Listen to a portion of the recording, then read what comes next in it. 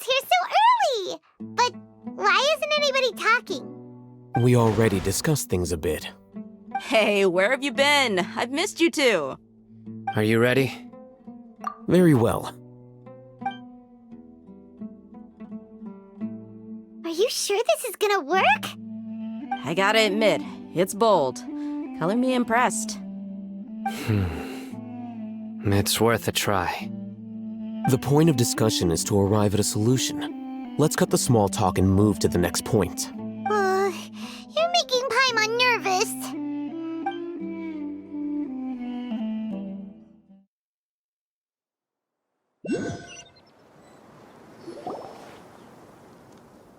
You're finally done.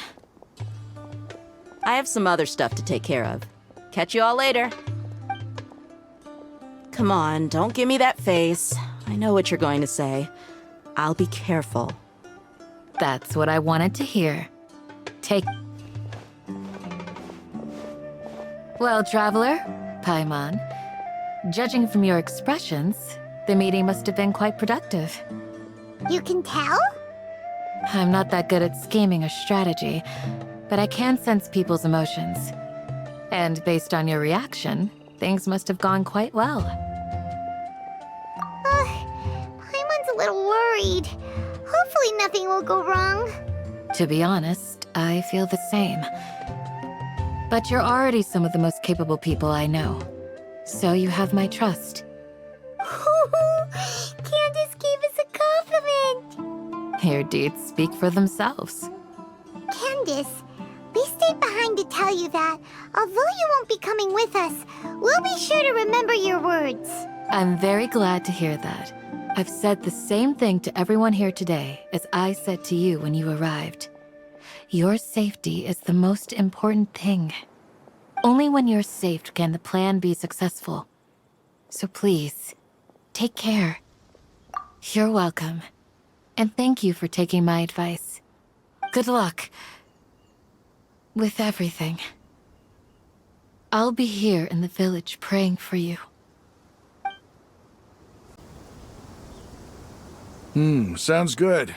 I'll go make some preparations. Okay. I'll hit them! Have you finished saying your goodbyes? Yeah! Also, Candace told everyone to be careful. Yes, she did. But I think my point also bears repeating. Our plan is not child's play. We won't be able to achieve anything if we're simply careful. I hope this is clear to you. Huh? Shouldn't you be saying something more cheerful to boost our morale right now? Didn't we already do that during the meeting? You can never have enough words of encouragement. In that case, Candace can cuddle you to your heart's content while I continue to remind you of the seriousness of our situation. We all have our jobs to do, after all. It's like how some people can be put in charge of logistics while others will fight on the front lines. Speaking of the front lines, you don't look anything like a soldier. Of course. Compared to the mercenaries, I'm merely a feeble scholar. But the advantage of not being a mercenary is that I get to stay in a safer place and offer my strategic insight. Just think about that mercenary who lost his mind. Mercenary groups are facing constant danger every single day. Well, being a scholar is also a high-risk occupation, and you are a scholar! I'm not like the rest of them. Even among members of the same species, some will exhibit far more potential than others. This guy. Paimon still remembers when those mercenaries in Port Ormos called you a lunatic. All intellectuals are lunatics in the eyes of fools. I'll take that as a compliment. That reminds me. Do you remember the record we saw in the King Deshret ruins? It mentioned forbidden knowledge. You have a good memory. Forbidden knowledge has the power to drive people insane, but this fact has never been shared with the public. Even I, who has worked in the academia for some time, was never once informed of this. I think those mad scholars and mercenaries we encountered may have all fallen victim to the corrupting qualities of forbidden knowledge.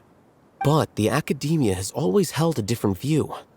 They have always believed that symptoms of madness are a side effect of human contact with divine knowledge as mere mortals. Come to think of it, perhaps the academia has also never understood the true nature of forbidden knowledge, and thus always approached the issue from the wrong direction. The Withering, Elazar, and the sandstorms. Don't you think what is happening right now across Sumeru is rather similar to the forbidden knowledge pollution that occurred in the desert thousands of years ago? But Paimon thought that Irminsul's disease is what caused the withering and the sandstorms.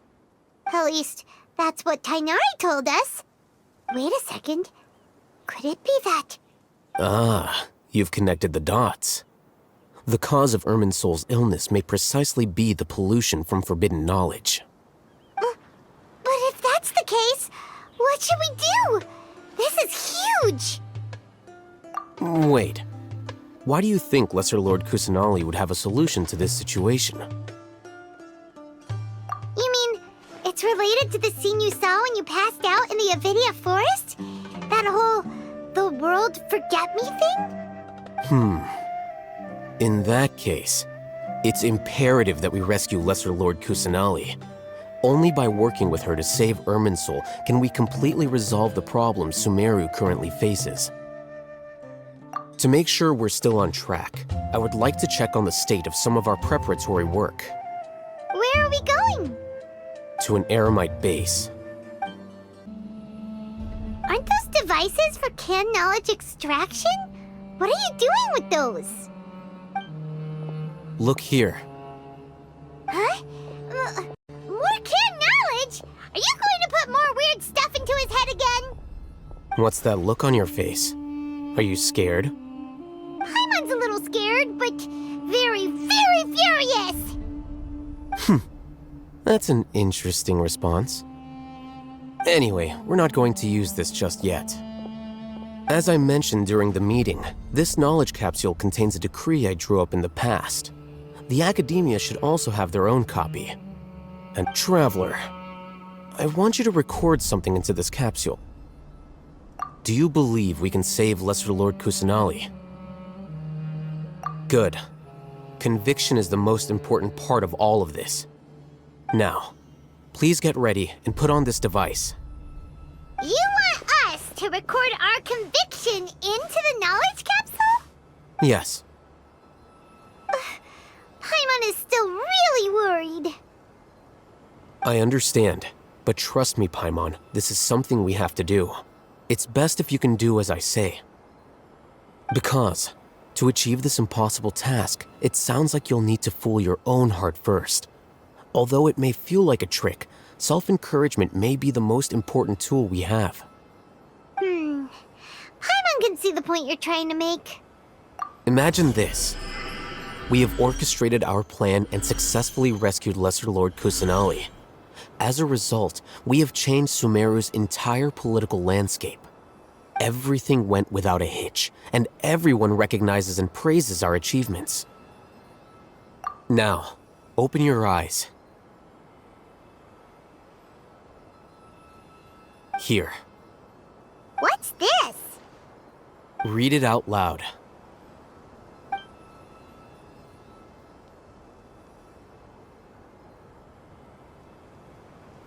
It's done.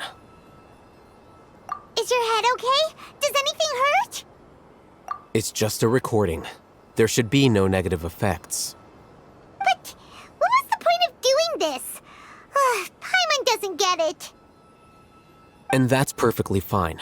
In any case, these capsules aren't meant to be used by you. Huh? What do you mean? Have you forgotten? Our plan needs to account for those who have long relied on the Akasha.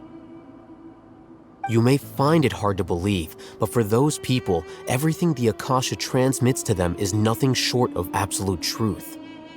Imagine if you've been using a device like the Akasha since the day you were born, and this device has always supported you during times of need. After all that time, what do you think you'd become? A fool? A machine? A slave to orders. And that's why rules are so important.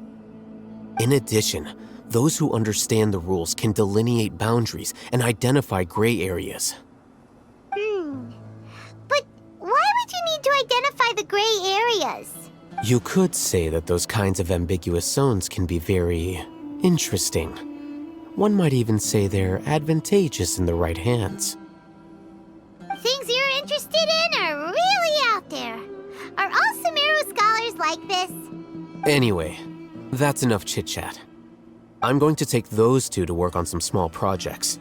You can head to Caravan Rebot and start preparing for the next step. Small projects?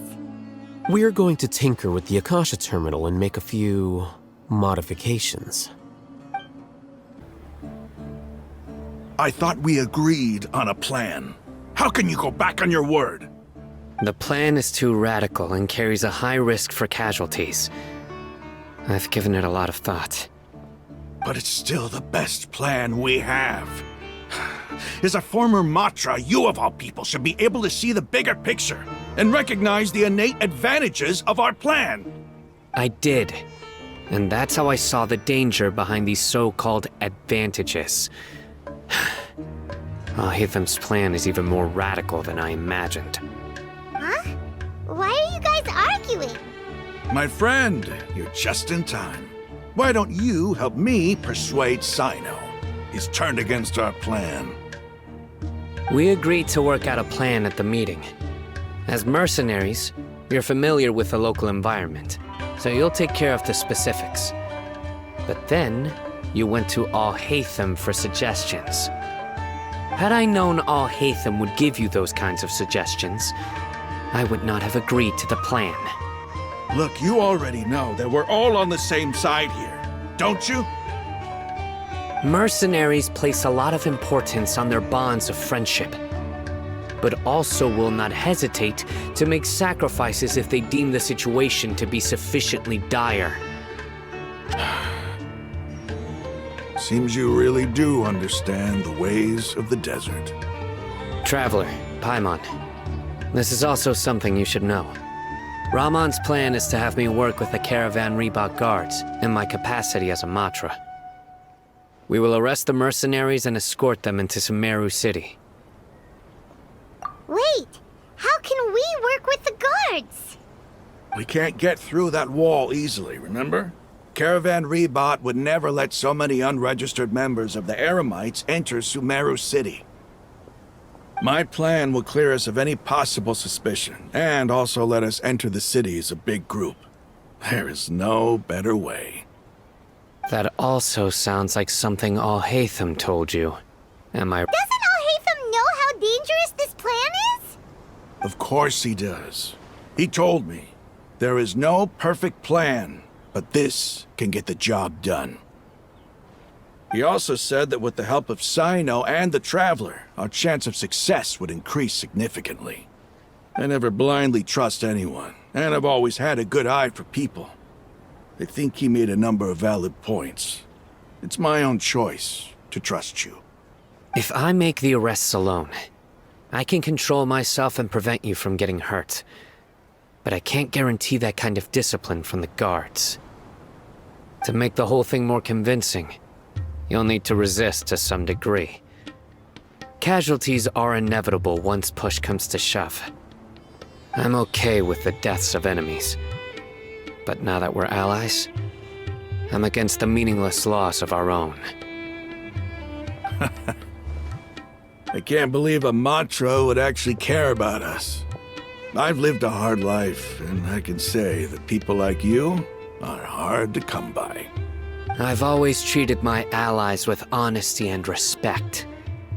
They have the right to know important things like this. Now you're making this hard for me.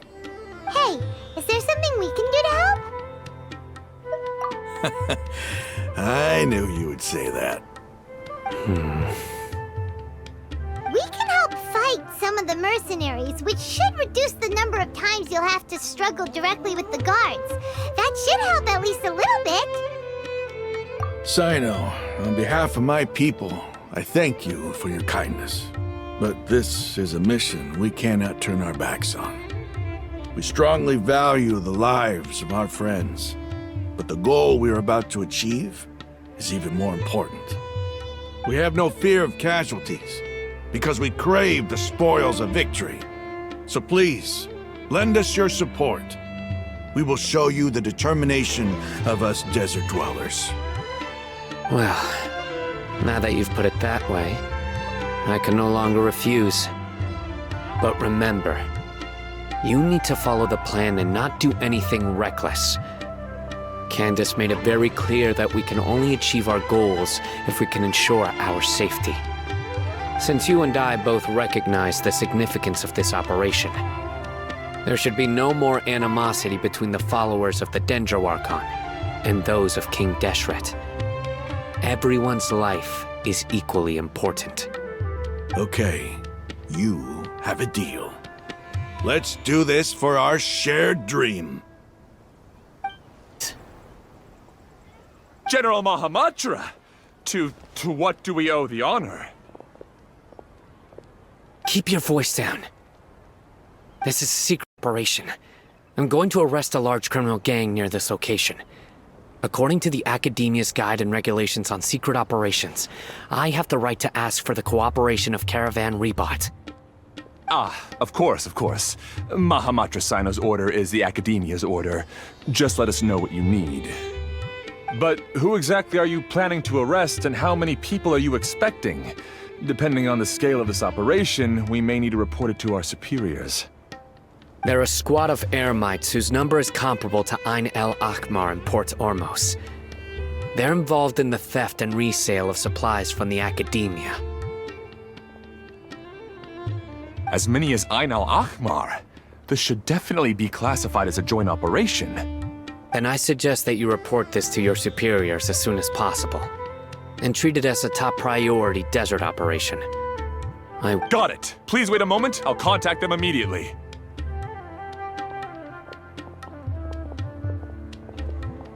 Because this is work. Because I trust you. Paimon can't believe you're still in the mood to chat. This whole thing has Paimon scared stiff! Aren't you even a little worried? What if these guards already know that you have betrayed the Academia and are no longer their General Mahamatra? Even if that guard doesn't know, their superiors might, right? We discussed this, remember? The Caravan Rebot operation is of great importance. But don't worry, the guards there shouldn't know that Sino has stepped down. How can you be so sure? First, the other Matras still don't know why Sino has left, which proves that the Academia has been covering up the matter. Second, this is a crucial moment for the Academia's God creation plan. If something were to happen to the General Mahamatra, it's bound to attract a lot of unwanted attention. No matter how you look at it, they don't seem interested in sharing the news of Sino's departure. A reasonable inference. I agree.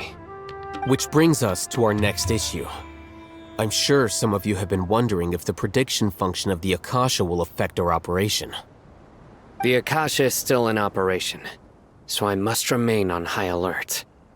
Actually, considering the power of the Akasha, it's quite strange that it hasn't already tried to interfere with my actions. I've given that a lot of thought. For now, I don't think you'll need to worry. If you remember, when you first came to Aru Village, all your actions and routes were predicted by the Akasha. It even gave that information to those who kidnapped the village keepers. But things like that never happened again after we met up with the Traveler. That's true. But why? Look at it from a different angle. Why do you think the Akasha will predict your actions? Because my personal data has been entered into the Akasha. That's true, but the key to this question is, how well can the Akasha make predictions about a person? Haven't you ever thought about it? Just how can it do this in the first place? Because the Akasha controls the entirety of Sumeru. The Academia firmly believes that all human actions can be explained through logic. By sorting and analyzing entered data, the Akasha can derive behavioral logic and predict the actions of those who fit an existing logic model. However, at the risk of sounding like an advocate for fallacies, can everyone truly be considered logical at all times? Emotions are part of our behavioral logic, but can you guarantee that every experience of the same joy or pain would be equally intense? How can our feelings and opinions be predictable down to the letter in every single instance? Sino, in the past, you've always worked alone. In the absence of another person who could sway you or your thoughts, the Akasha could produce predictions that were similar to your real-life behavioral principles. Decisive and principled, you were used to solving problems alone. That's why the Akasha could figure you out. But now, you've joined a team. And I believe the Akasha hasn't yet figured out the full composition of it. Our thoughts and logic have intermingled and weaved themselves together to become a complicated, chaotic mess. Any one of us could potentially disagree with another. The Akasha lacks data on these interactions, and it's impossible for it to predict your actions in the future based on your decisions in the past. After all, there's probably a limit to just how much we can be modeled or controlled by data. So, in my opinion, you're probably safe for now. Makes sense to me. I agree.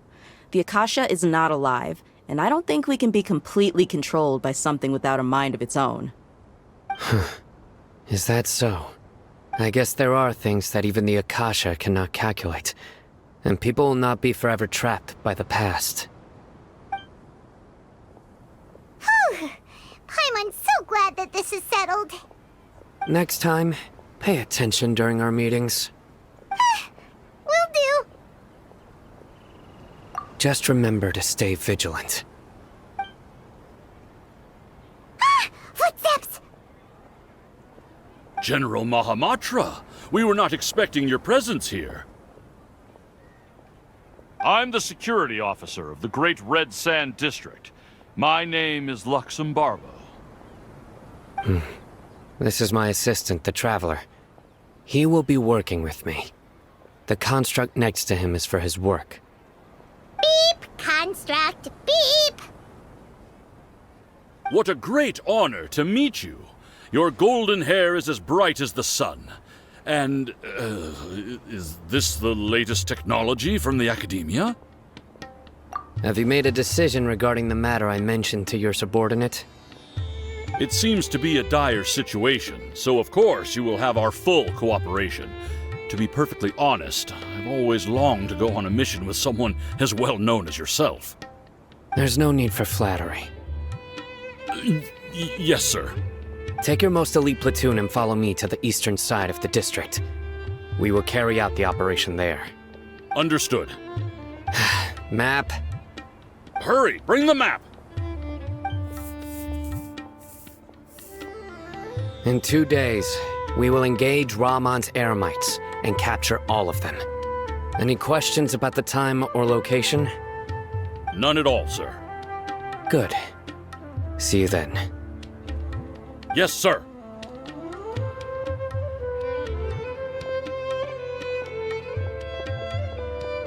Maybe hanging around the General Mahamatra isn't so bad after all. Everyone's so respectful towards us.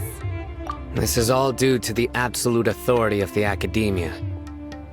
And now, we're going to strike back against that massive pillar of power. Get ready. We will move out in 2 days.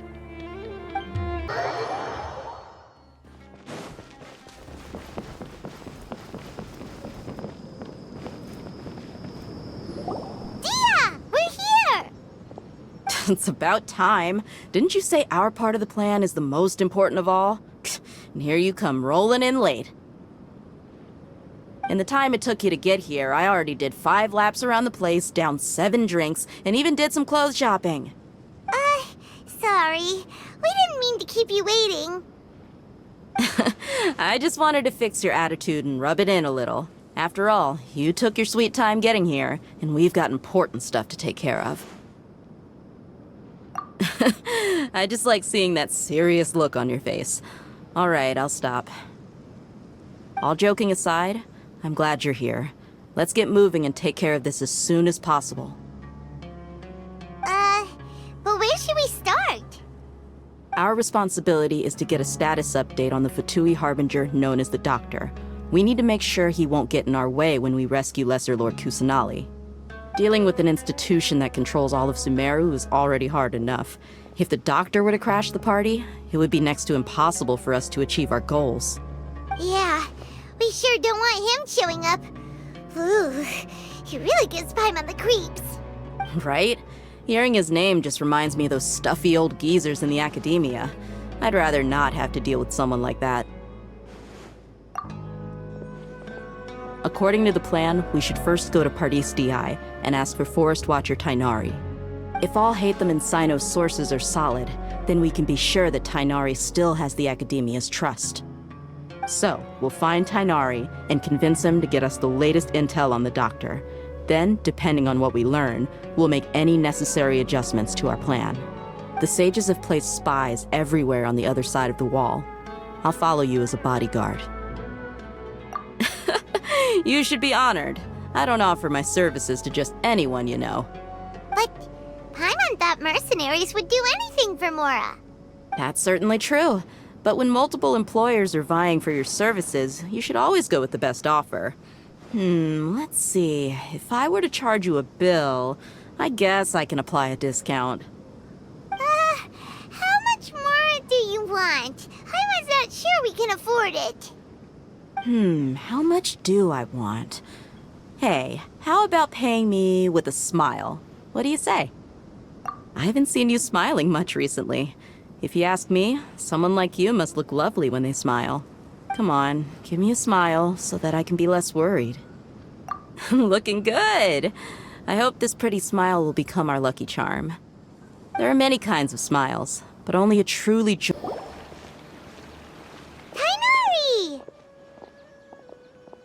Traveler, Paimon, and you are? Hey there. This is our friend Dia. She's an Aramite mercenary. A mercenary? You must have some big news for me. It's something really important. Please help us out. All right, then follow me.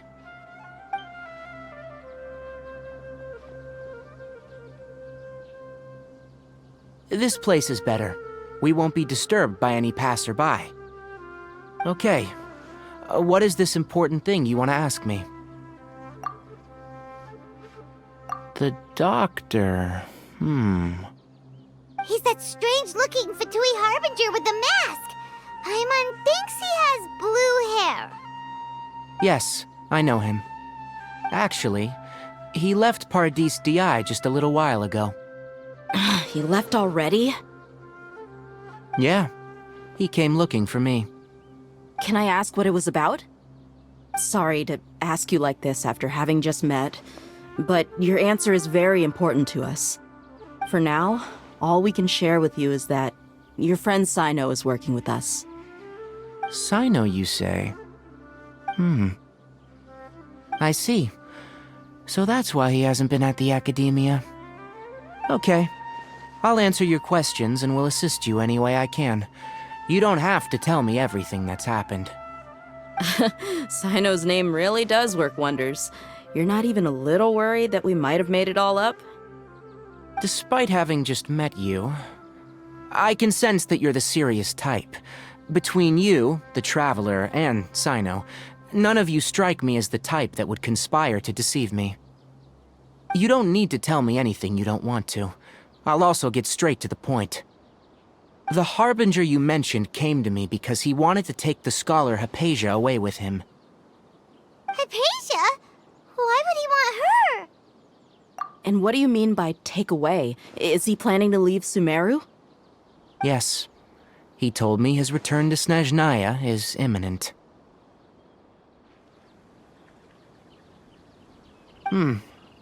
So you mean you're leaving this place soon? Indeed. Otherwise, we could have perhaps talked a little more. I was just about to set out when I remembered something important. To that end, I made a final trip to Paradis Di. Let me ask, have you been taking care of a scholar by the name of Hypatia? Your sources are accurate.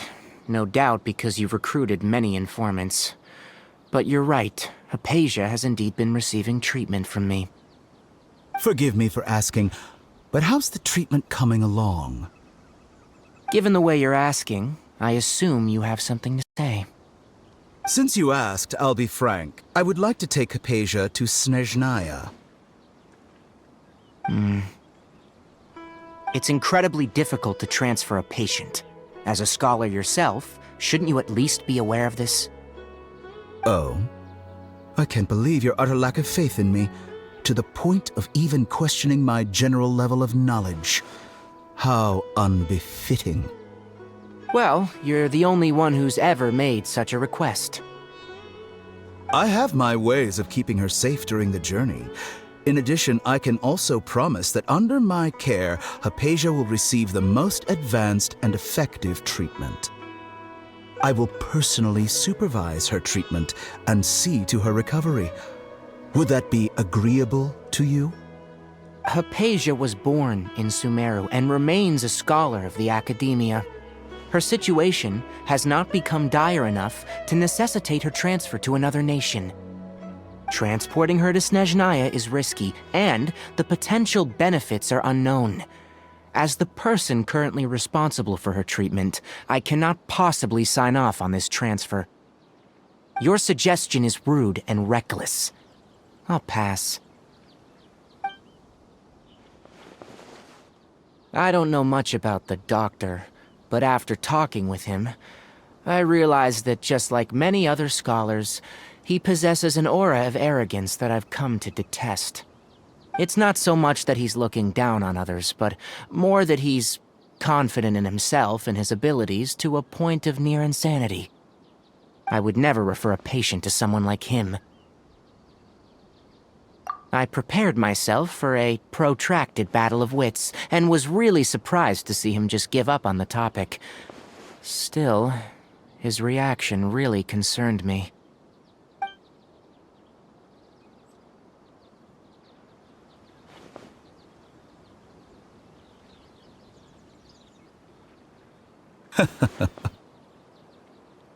I see. Of course, your opinion makes perfect sense. You're still young, but already quite stubborn. I must say, you are not like what I had expected. Under normal circumstances, I wouldn't just let you off the hook like this. But unfortunately, I'm in a hurry today, what with Her Most Noble Majesty the Tsaritsa calling for our return. Luckily, there is still some time left for me to take care of everything before I leave. It's just as the Academia said, you're a responsible and gifted scholar. Sadly, even with all of that, you're still lacking a bit of shrewdness. And that's also why people like you can never realize that sooner or later, everyone must pay the price for what they've learned.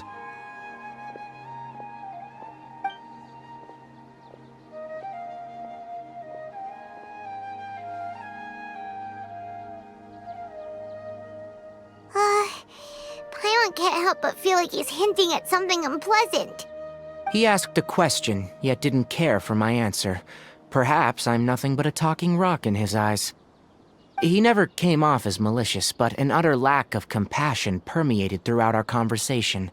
From his tone, I can sense that he's always looked down on others. I can barely believe it myself. But if that's true, the situation will be in our favor. I don't think I missed any details. Frankly speaking, I don't want you to do anything too risky. Now that you know a little more, it should be easier for you to stay safe. Sorry we can't tell you everything. We appreciate that you helped us anyway. I won't forget your kindness. It's okay. I have an obligation to do so. To be perfectly honest, all of this may have started because of me.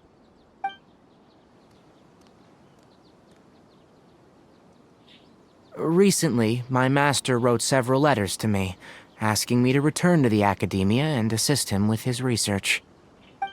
Hasn't he already asked you several times before? Yes, but there's something off about this most recent batch of letters. The handwriting and the tone are both familiar, but some details have been omitted. My master will occasionally leave a few dots on the back of the letter. 1 dot means that he wrote the letter on a sunny day, and 3 dots stand for a rainy day. This has been a habit of his for many years, but I didn't find any dots in his recent letters. I believe something may have happened to him. I get it. Since you are always at Gandharvaville, you would like me, someone already working at the academia, to investigate this matter, right? I'd like to ask you to do that for me, if you can keep yourself safe.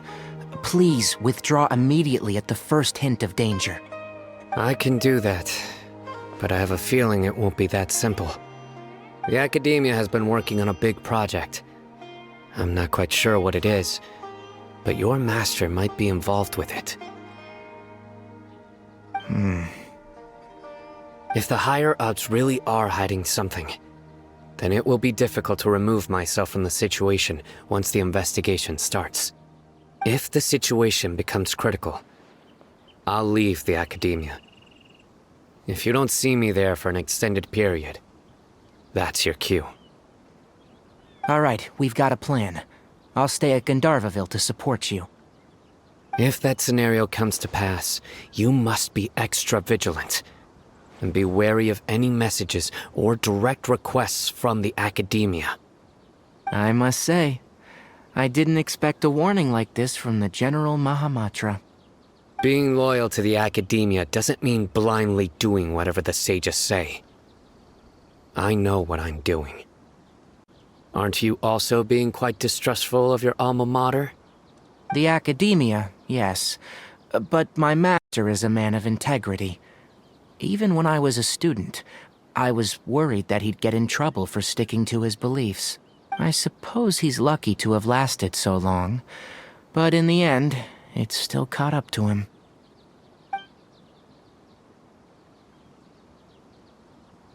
I see. So you noticed something was up with the academia from the very beginning. This may well be how Sino became involved in all of this. In which case, I must keep my promise and help you however I can. Also, if you run into Sino again, please help me pass on a message to him. Trust your own senses and experiences. I think this may be something he needs to hear right now. Okay, we'll find a chance to tell him. Thanks. Right. Now let's go hunt down this Harbinger. Oh, by the way, which way did the doctor go when he left Pardis-Di? That way. Gotcha. Thanks so much. We'll be on our way. Hide here while we keep an eye on the boat.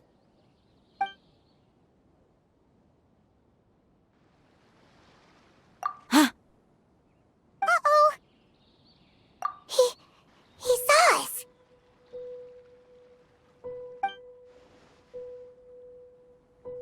Huh?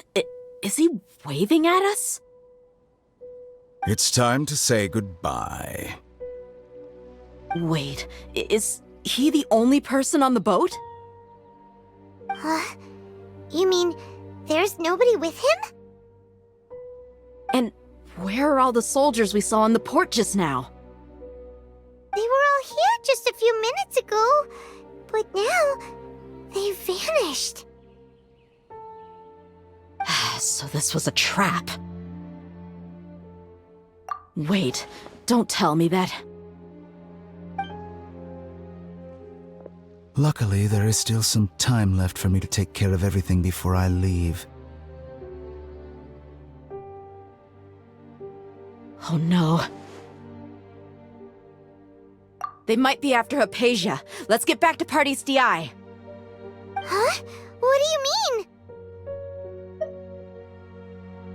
I'm afraid that she's seen something that she wasn't supposed to see. If I were the Fatui, I would also try to take her away. And if I couldn't... Oh no! Are you saying saying they're going to kill her? Let's go! Paradis Di is not a place you Fatui can just show up and do as you please. I believe we've already made ourselves quite clear. Our superior gave us permission to search for and collect medicinal herbs in Paradis Di for research purposes. But you've been in Sumeru for some time already. I find it coincidental that you chose to only come here today. Even the Grand Sage himself may not have the right to question our research, much less an ordinary scholar like yourself. I've done my duty to inform you. Don't make things difficult for yourself. It would seem that my words have fallen on deaf ears. You can keep trying to deny it, but coming to Paradis Di now, I'm pretty sure you're not just looking for herbs. With all due respect, your baseless speculations will only lead to unnecessary trouble. Well, you only have your Harbinger to blame. He knows nothing about keeping a low profile. I may be staying at Paradis Di as a scholar, but that doesn't mean I'm no longer a forest watcher. It is still my duty to protect the peace and safety of the scholars who have contributed so much to Sumeru. Then it seems our conversation has hit an impasse. No one will lay a hand on you, Hypatia. Not on my watch. Tighnari! Are you alright? I'm fine. These Fatui have really crossed the line. Time to teach them a lesson. There's no use resisting! Give us Hypatia! Keep dreaming. Yeah, Tighnari! Beat him up! Yes, shouldn't get careless. The doctor's orders are absolute! Yeah? You've been someone's lapdog for so long that you don't know anything else now! This isn't good. Prepare yourself. Spring forth!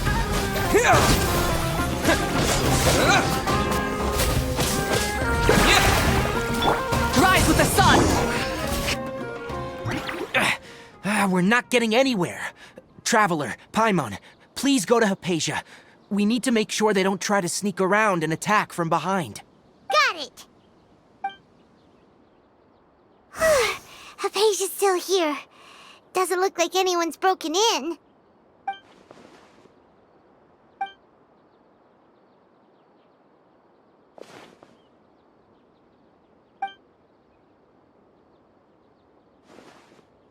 Well, how is she? Oh, that's good.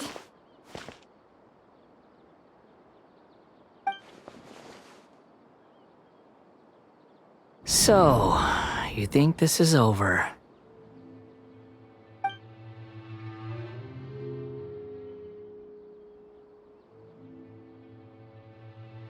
What? The Balladeer is here?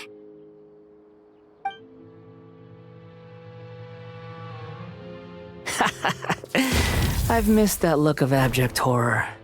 You've given me that look every time we meet. But, where is he?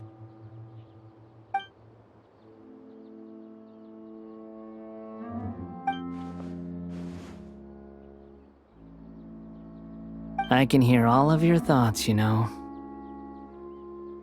Don't you remember? I already saw you the first time you came to Paradis Di and made contact with Hypatia. I didn't need to do anything. It is her honor to be able to connect her consciousness with me. Who are you talking to? It can't be the Balladeer, right? That's impossible. I know you must be curious.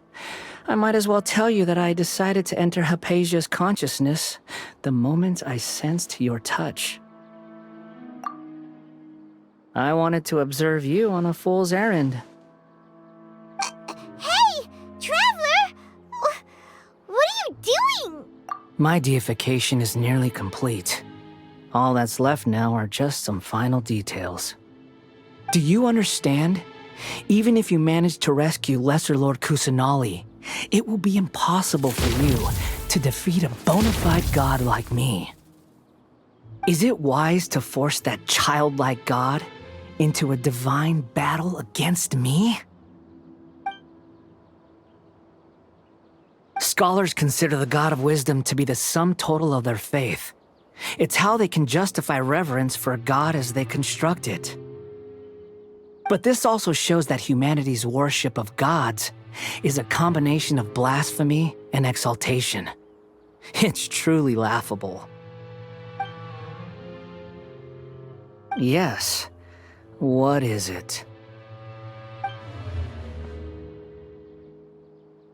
Yeah, I'm in a good mood, which is why I'm talking to you like this. What do you mean?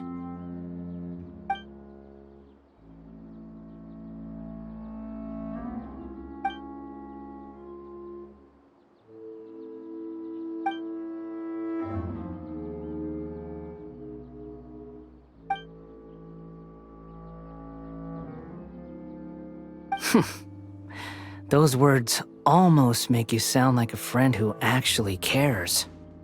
But you're wrong. I'm different from all of you. I was born to become a god. My entire life up until this point has just been a meaningless routine. Just think about a sheet of paper. By itself, it holds no meaning. The content recorded on it is what gives it value. All I had recorded down before were some painful memories and boring human feelings. Such senseless drivel should have been erased a long time ago. Indeed, to me, the sight of you fools in your futile struggles is far more amusing. Tell me, just what has this world done for you to protect it with such zest and conviction? I'm connected to your consciousness, so I can hear what you're thinking and sense the depth of your determination. This is a good conversation we're having. So here's a word of advice. Let go of your misguided guardian complex. You know nothing about the truth. It'll be for your own good, as well as everyone else's. Humans are a species that can only find bliss in ignorance.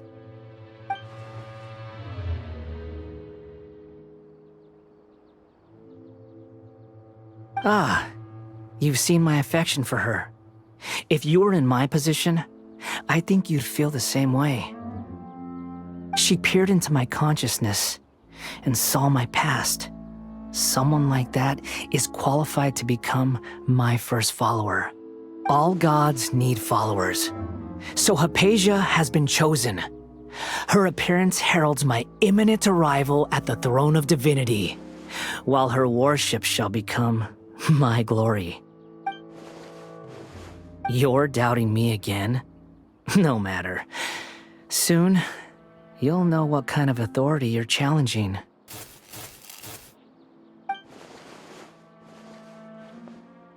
Who wants to hurt my devout follower?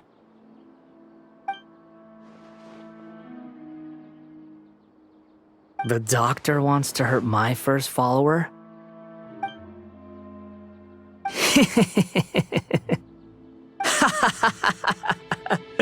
How very amusing. Has anyone ever told you that you're not good at sowing discord? The doctor has never known his place. Even now, the puny human thinks himself capable of interfering in the business of the new god. You're still too naive if you think a few words will be enough to convince me to destroy the doctor. But I'm willing to give you a gift, just like my expression of affection towards Hypatia.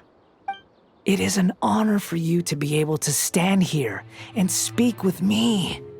As my listener, you will be rewarded. Both good things and bad things can be called gifts. After all, gods have never needed to be reasonable. Ah! Paimon hears thunder! That person Paimon couldn't see was the Balladeer? Oh, he sure chatted with you for a while.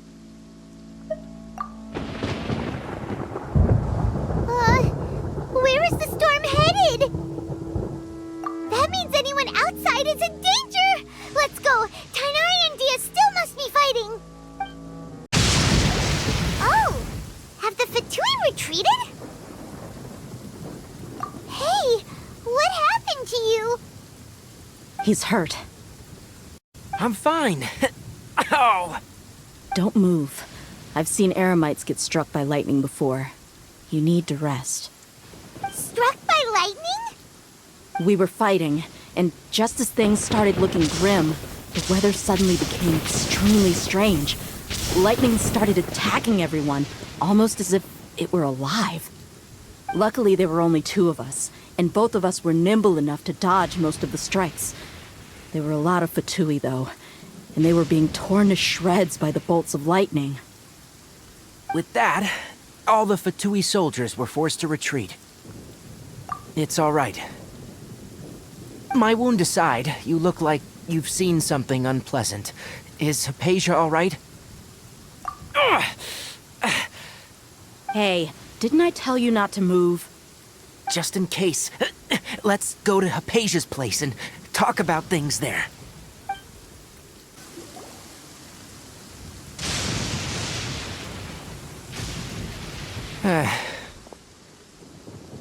Thank goodness she's fine. Hey, how about taking care of yourself first? I understand my condition. The wound is not fatal. I'll be all right. Ugh. The more you understand medicine, the worse of a patient you become. I know. They always think they can push through the pain. Oh, he sat down. Let me rest for a bit. Sorry, traveler. Now you may start.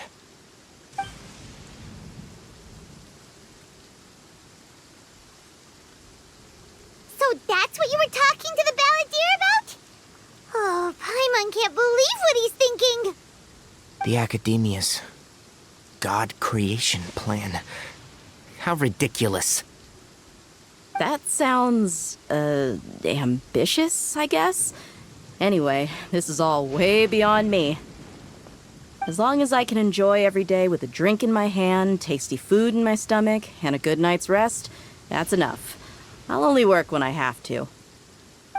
I must be the least ambitious person who's ever set foot in Party's DI. Don't say that. I haven't even thanked you for your help back there. Don't mention it. Well, if nothing else, all this proves that the doctor really did have some urgent matter to attend to, and left Sumeru in a hurry.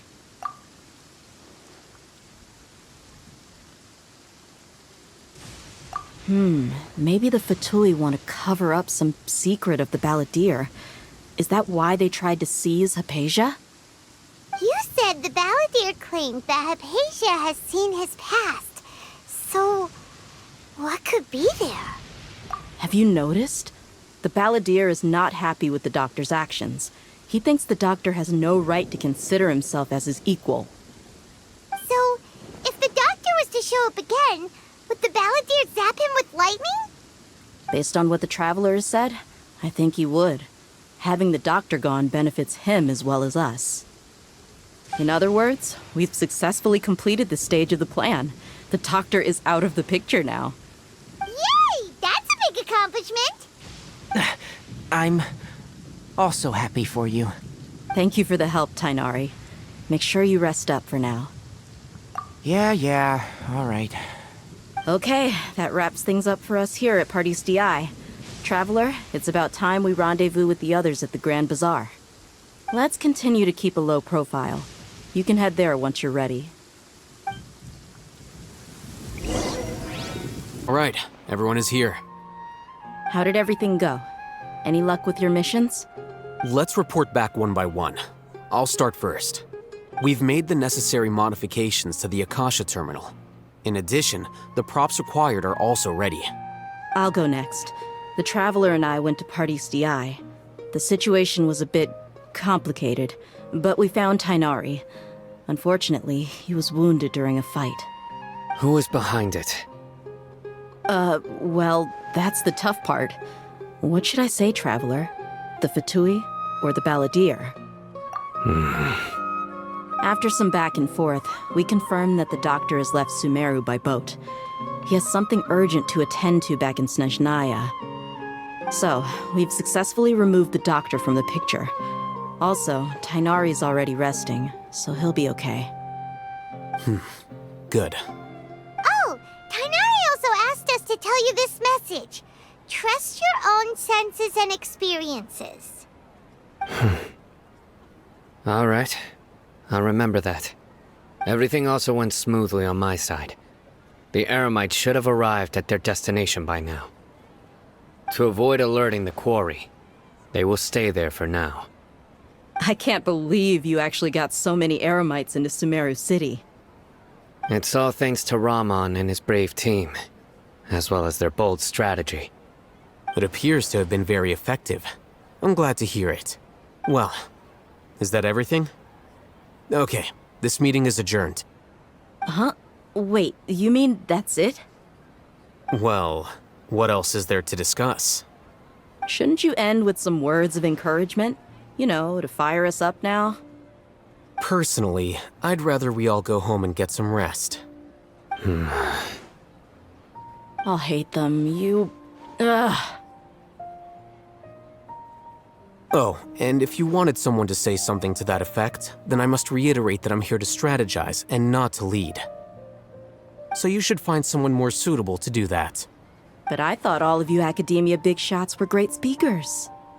Then I should remind you that I'm the scribe. I know that. So what? A scribe is responsible for recording meetings, not speaking. Fine, whatever. Well, Sino doesn't seem to be much of a talker either. I guess that leaves it to my employer. Employer? Yep, the Traveler hired me. That's right. So come on, boss. What do you have to say for the team? Yeah, say something to boost morale. Huh? What are you all doing here? Oh, it's Nilu! Hey, everyone. I'm not disturbing you, am I? Not at all. I was actually just about to go find you. Judging from the group and all your serious faces, you were discussing something important, weren't you? But you also look like you're up to no good. Seems pretty interesting. Welcome, Nilu. Would you like to join us? Huh? Join you? You mean, you also want to discuss something important with me? Yes. Something very important. Nilu, are there any breaks in your performance schedule in the upcoming days? Huh? Wait, you're seriously inviting me?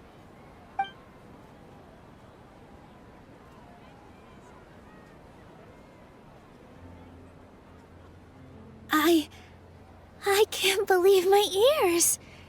You are truly the bravest and most passionate people of Sumeru, well, that I've ever met. Ahem.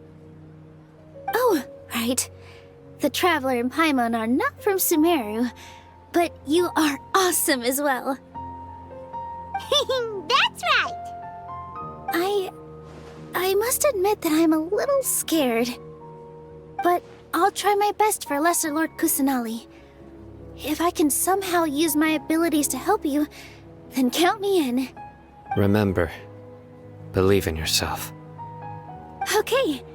I'll get my friends at the Grand Bazaar to help us tomorrow. Just remember not to say too much. Be discreet. Yep, you got it. All the preparations are done. Now, can we finally conclude this meeting? So, have you thought up what you'd like to say, boss?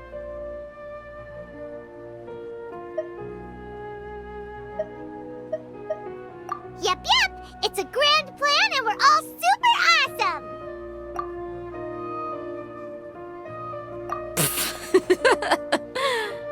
Well said. A good night's rest before an operation can be the... Thankfully, I've had my place to myself recently. It's been nice and quiet. Huh?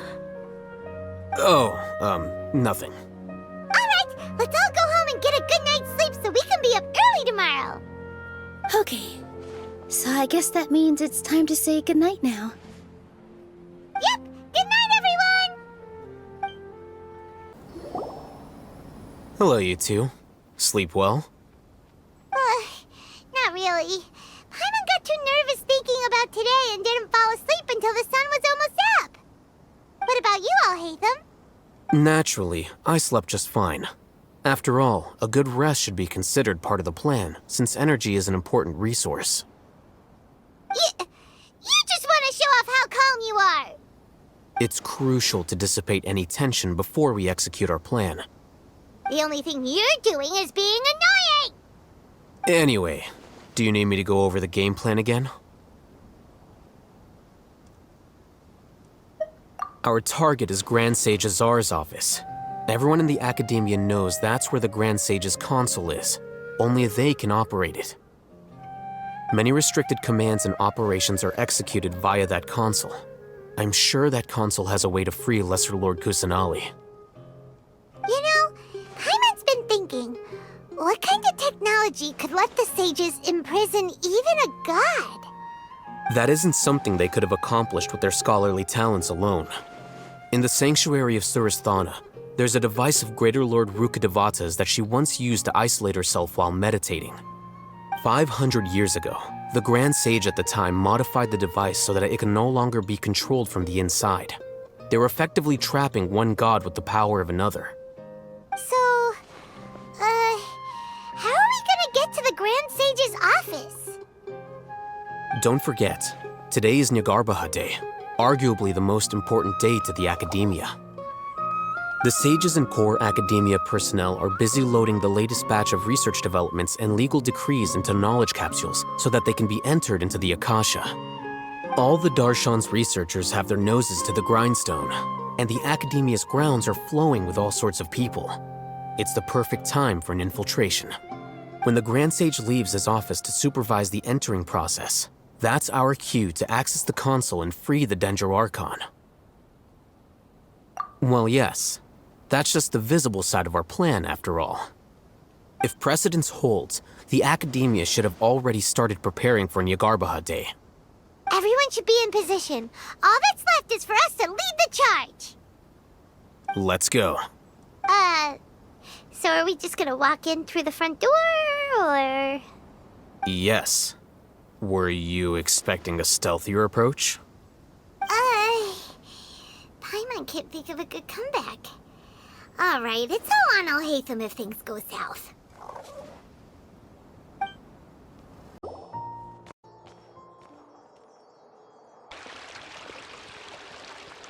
Scribe?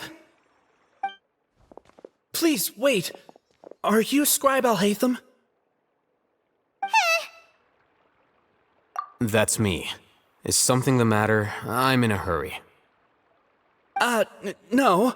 I was just surprised to see you here. I had heard that the sages were looking for you not long ago, but I didn't know what for. And, also, please don't bring outside guests into the Academia. Outside guests? How did you arrive at such a conclusion? Your groundless inference shames the Haravatat Darshan. What did you say? I'm the top student in Haravatat, and I earned 3rd place at the last Inter-Darshan debate. Don't look down on me! That wasn't my intention. As your Haravatat senior, I just assumed that you possessed a greater aptitude for critical thinking. Look, based on what you already know, the purpose of my return and the reason they're here should be obvious. Is that so? Wait a moment. Let me think. Don't tell me the answer. The sages search for you, a blonde-haired traveler, outside guests. So, from the start, the sages weren't looking for you, but this traveler? And you were gone from the Academia for so long because... Hey, shh. Yes, you've proven yourself as the top student in Haravatat. I surmise you've arrived at the correct conclusion. As I expected. Please, forgive me. I wasn't thinking clearly just now. Thank you for getting me back on track. It's nothing. We'll be on our way then. All right. Thank you for your contributions to the Academia, Scribe.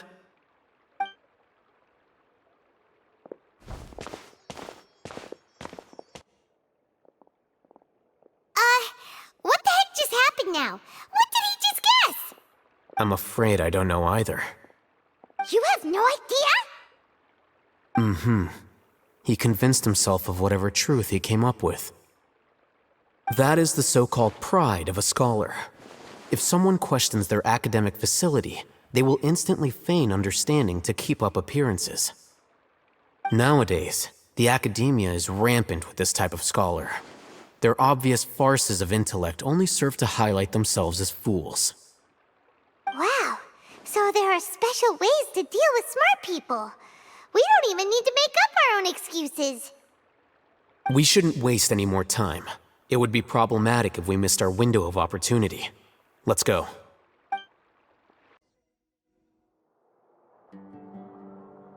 Is this the Academia's library? Indeed. Known as the House of Dana, it is quite possibly the most extensive special collections library in Teyvat. There are a lot of students going through here. Is it really okay just to waltz right in?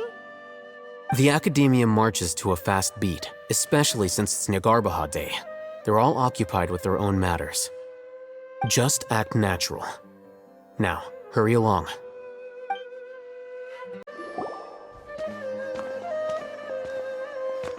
What's this platform for? It's a lift that Academia personnel use to access higher floors. Are we gonna take it then? The Grand Sage's office is up there somewhere. No, not right now. We can't guarantee that we won't run into the Grand Sage. Let's step back and observe for now.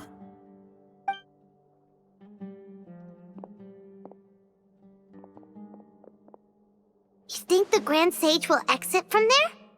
And after he does, we'd sneak past him? Oh, Paimon thinks that's really dangerous. Who knows? However, if we can confirm Azar's current location, our operation will be much safer if we... Allow me to offer you a hint. If you wish to know his location, look behind you. What's Grand Sage Azar doing here? Do not tell me you believed the Academia would not grow suspicious of you after such a prolonged absence, Scribe. An eyewitness had informed me of your whereabouts, so I came to personally welcome you. Grand Sage, I didn't expect you to care so much about me. I'm truly flattered. I'm sure, but compared to you, I am far more interested in these two unexpected guests. You are the Traveler and Paimon, correct? It's a pity that only now have I been afforded the opportunity to formally meet two of Sumeru's most esteemed guests. I do apologize for my lack of decorum. Excellent.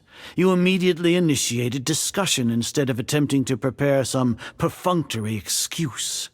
You clearly understand the situation at hand, and have no intention of making a reckless stand. The foot traffic here renders this place unsuitable for discussion. Please, follow me to my office.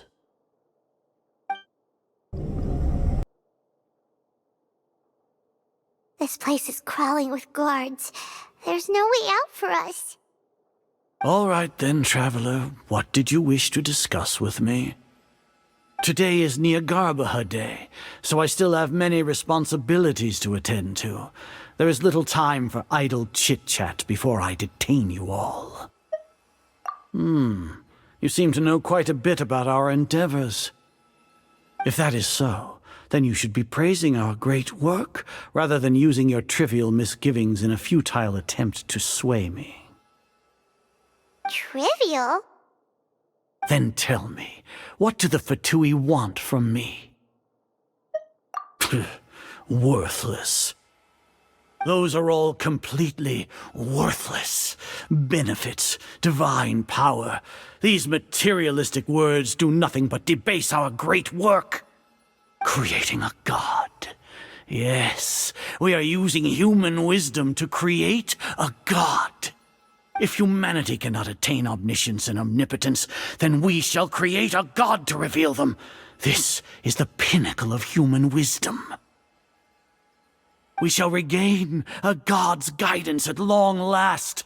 No longer will we flounder in the interminable void of consciousness and knowledge. Even Ermin's soul will be freed from its plight. For our nation of scholars, this is the ultimate aspiration. No cost is too great to realize it. You will never understand the rapture of having a god be born within your very hands. With your degree of knowledge, you cannot even comprehend such an emotion. Gods exist on a plane that far eclipses humanity's.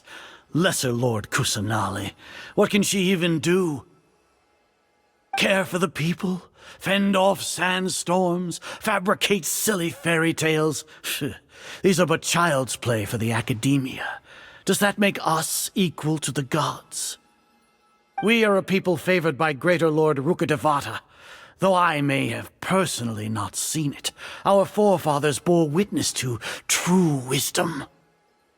The ascension of the Lesser Lord has brought nothing but bewilderment to the scholars. They all ask, is that truly what true wisdom is supposed to look like? With that in mind, it is better to keep her isolated in the sanctuary of Suristhana, so our academy will not become embroiled in turmoil. What a pathetic justification! Do you really think that only the super smart or powerful should be able to call themselves gods? As per your judgment, Grand Sage, they are indeed dangerous individuals. Not only are they acting against the academia, but their ideologies have the potential to lead scholars astray. Looks like there really was merit in my assignment. Oh, Hatham? Are you talking about us? Anyway, I've brought them to the academia as ordered, but it took some time and trouble. Oh, that reminds me. Here's the investigation report you had requested. It's a summary of my time spent with the Traveler, an array of information about him ready for your perusal. Oh, Hatham! So you're still on the academia side! We finally started to trust you!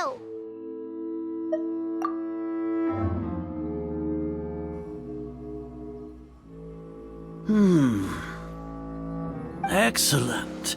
Detailed contents with no errors.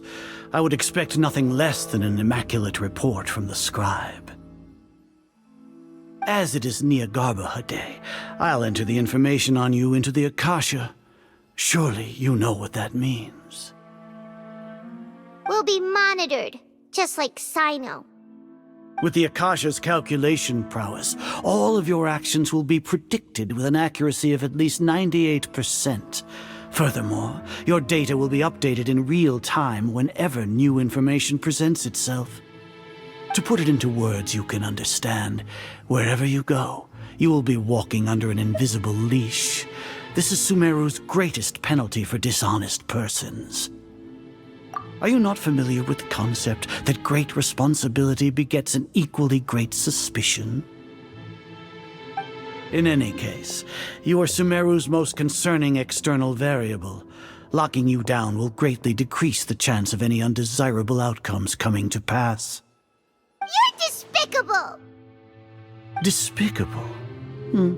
Perhaps from your perspective, but I suppose you had mentally prepared yourselves for this, no?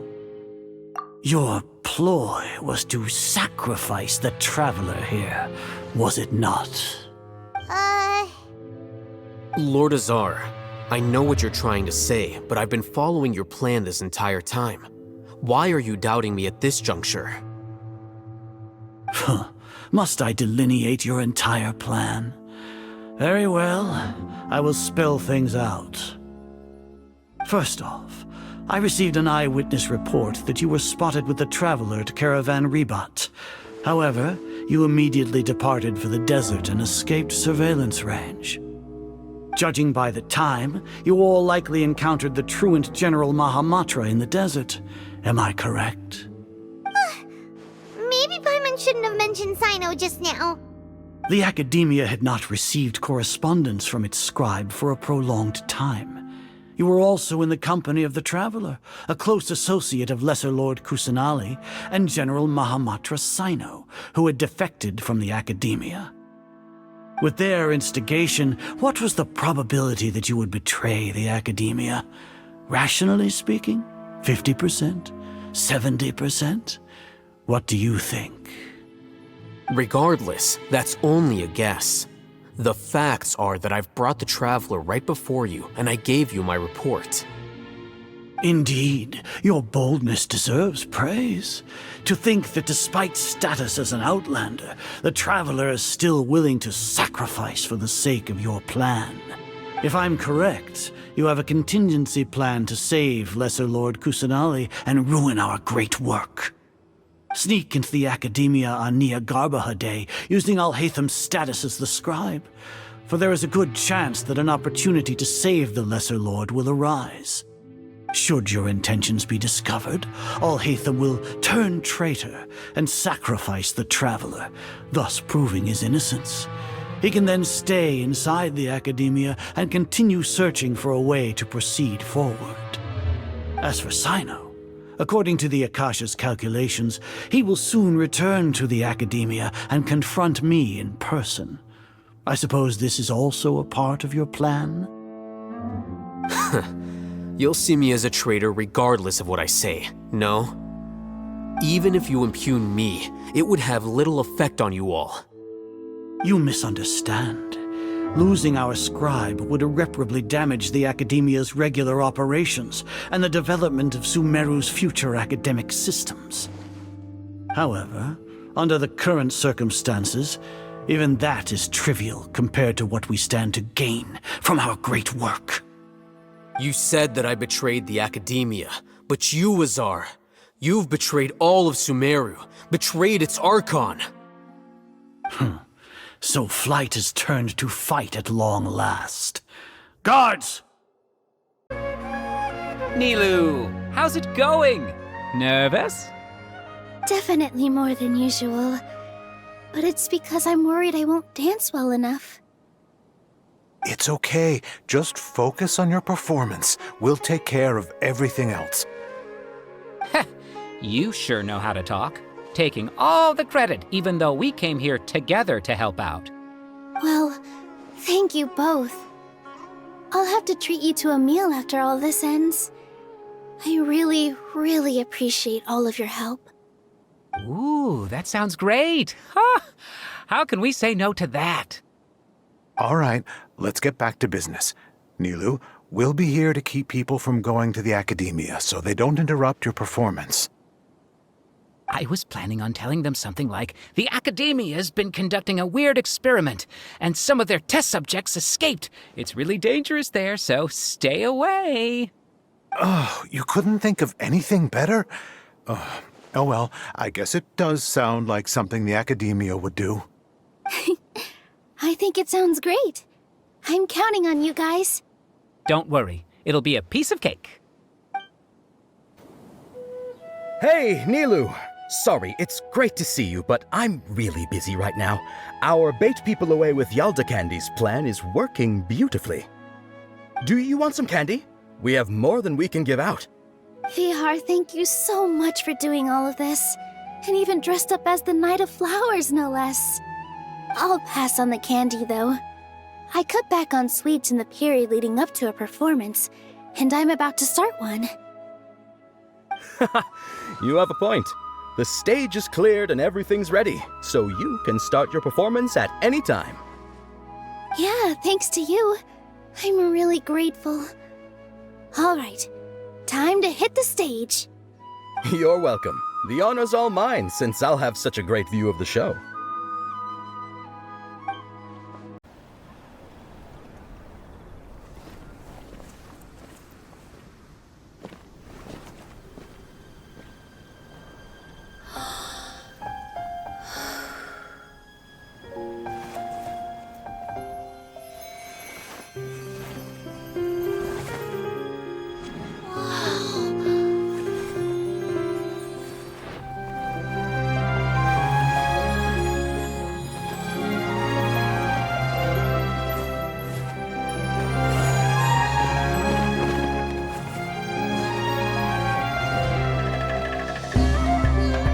I've never seen a performance like this. This is incredible. Yeah, but I heard that public performances like these have been banned. I can't believe she's doing this here.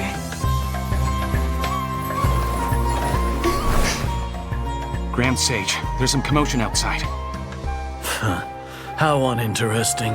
Issue the new Prohibition Act from the Akasha to the guards. They'll know what to do. Do you think we should, stop her? Let's just watch for a little bit longer.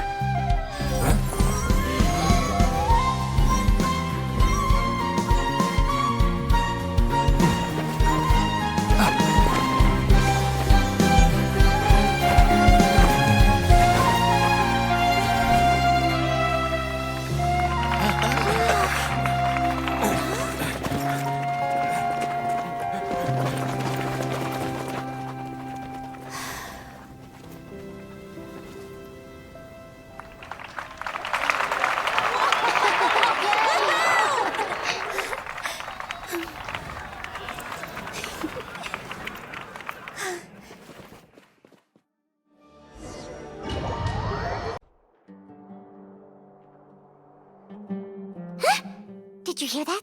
It sounds like a lot of guards just ran by. Does this mean the plan has moved on to the next stage? Yep. It's great that everything seems to be going well. Come to think of it, when did Alhaitham replace the knowledge capsule that was about to be entered into the Akasha?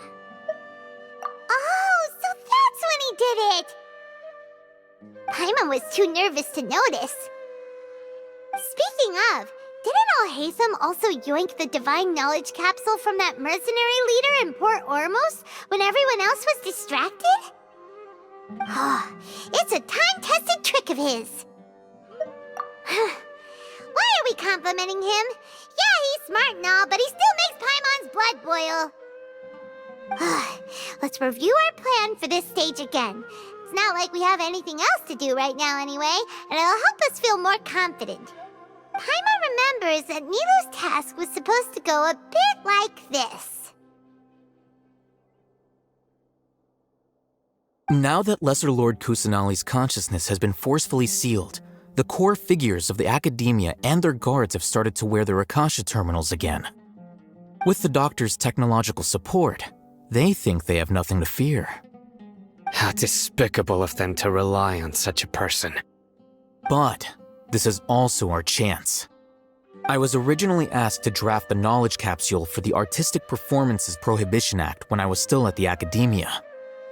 It should be on the Grand Sage's desk right now, and will be entered into the Akasha during the next Nyagarbaha Day. Are they really going to stop all artistic performances? That's horrible! I'll make an identical knowledge capsule, but this time, I'll smuggle some misleading information into it. We only need to find an opportunity to switch the capsules. Once it's been entered into the Akasha on Nyagarbaha Day, if someone were to be seen performing in public, the sages would definitely use that opportunity to announce the ban, and so the misleading information will be disseminated amongst the guards. Sure sounds complicated, but it seems like if everything goes well, we'll be able to get rid of all the guards in the Academia without any effort. That's pretty clever, getting right into their heads. I just have one question. Even if we manage to get the misleading info out to the guards, how can we be sure that they'll believe it? People who are used to relying on the Akasha become less inquisitive, and their ability to distinguish truth from misinformation is significantly reduced. They will view everything the Akasha releases to them as the unequivocal truth. The Akasha will turn humans into machines. I've seen it happen many times. Yikes. Good thing I didn't wear it for long when I was working in Sumeru City. At first, I thought it was a good thing too. By the way, this plan still requires a performer, right? Do you have someone in mind? Nilou of Zubair Theater. I know her really well. We can trust her. I'm kinda hesitant to ask her to participate in a dangerous plan like this, but we can ask her in person. All right. After the guards in the Academia are gone, Then it'll be time for me and my stowaway brothers to shine.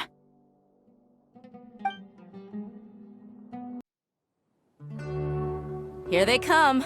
Did you see that, Raman? They came out from the academia in droves.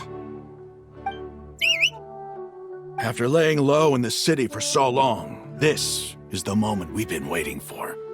My brothers have already sprung into action. We couldn't do anything to them inside their coop, but outside the academia, this is our hunting ground. With a lioness like you, the prey sure won't be able to run far. We still need to eliminate the guards as soon as possible. If we give the sages enough time to realize what's happening, the plan's doomed. All they've done is to sit on their cushy salaries and twiddle their thumbs all day while we fought and struggled every day in the desert. The only advantage they might have is their numbers. Speaking of which, most of the guards who report directly to the Six Sages belong to the Corps of 30, but they have a completely different reputation. Following those blasted sages every whim, throwing away all the principles of being a mercenary. As someone in the same profession, I'm obligated to teach them a good lesson today. Indeed, the trap has been set. All we need to do is lead them there. All right, let's each take a road and herd those scattered guards back into one place. Make sure to attract their attention. Isak will be the key. You gave such an important task to that child. Will he be okay? It'll be fine. Isak was so determined to help, so let's put our faith in him. Besides, even if he's caught, the guards would be too scared to do anything to him. They've never seen Lesser Lord Kusanali in person, after all. You've got a point.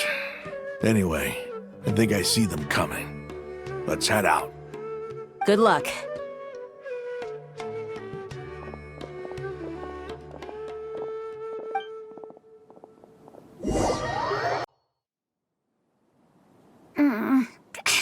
This outfit. Hey, do you remember what you need to do, Isak? When the guards get here, you'll pretend to be Lesser Lord Kusanali and run away from them. Oh, yeah, I remember. Of course I do.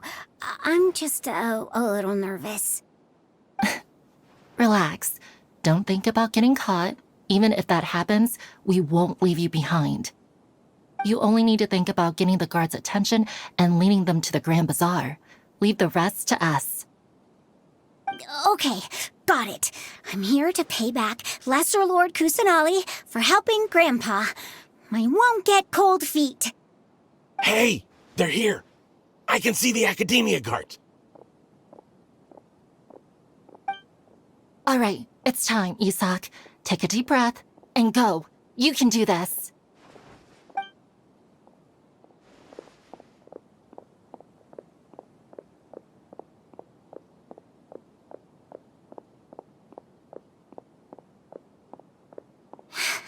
Why is there a guard over there?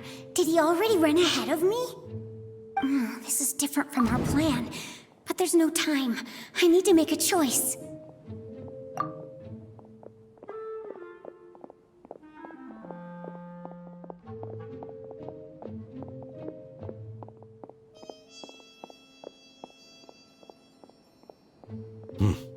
Let's have a look behind the house. What should I do next? Huh. Looks like nothing's here. A wasted time. Luckily, he didn't check behind the tree. What should I do next?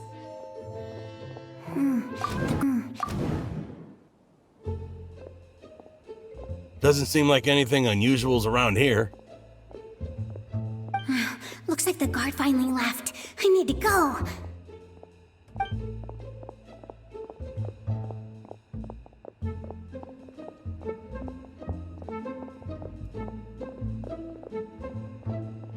Hey! Lesser Lord Kusanali is over there! Stop! What? Lesser Lord Kusanali? How did I not notice that? They found me. This is bad. Where should I go? The target suspected to be Lesser Lord Kusanali has escaped into the Grand Bazaar. Assemble and arrest her!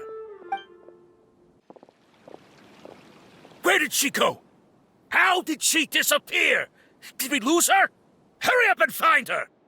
Hey, Why is your team here?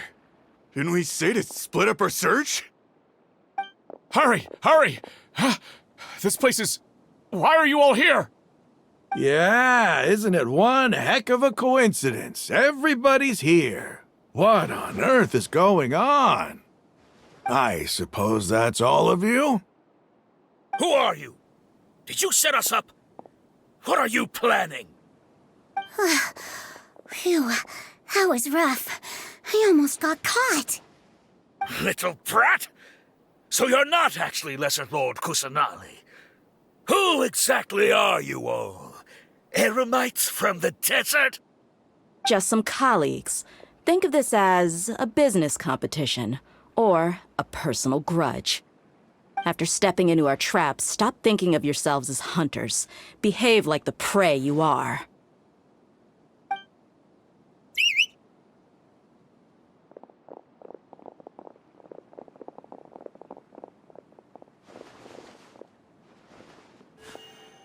An ambush? How's that possible? This is Sumeru City, but mercenaries from the desert somehow ambushed us! You've spent all your time hiding away in the academia. This place has long since become our hunting ground. Brace yourselves!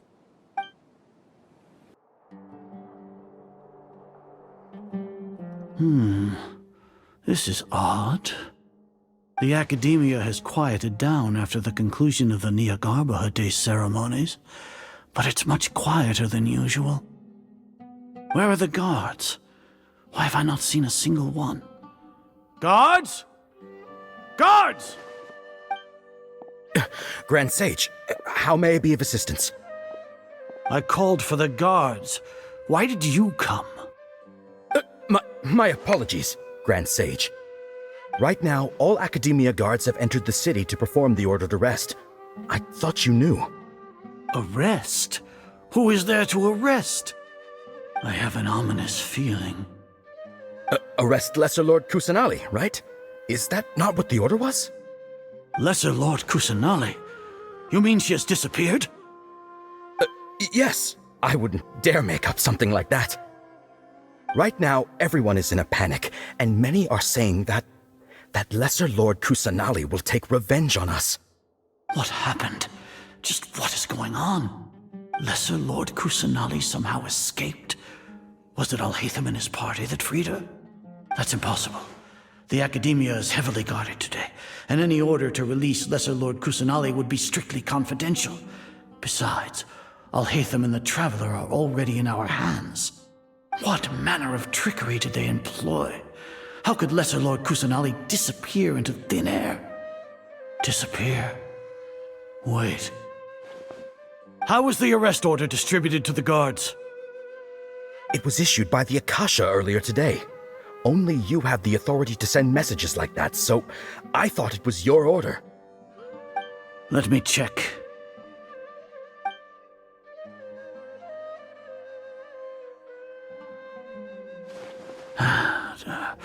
Here.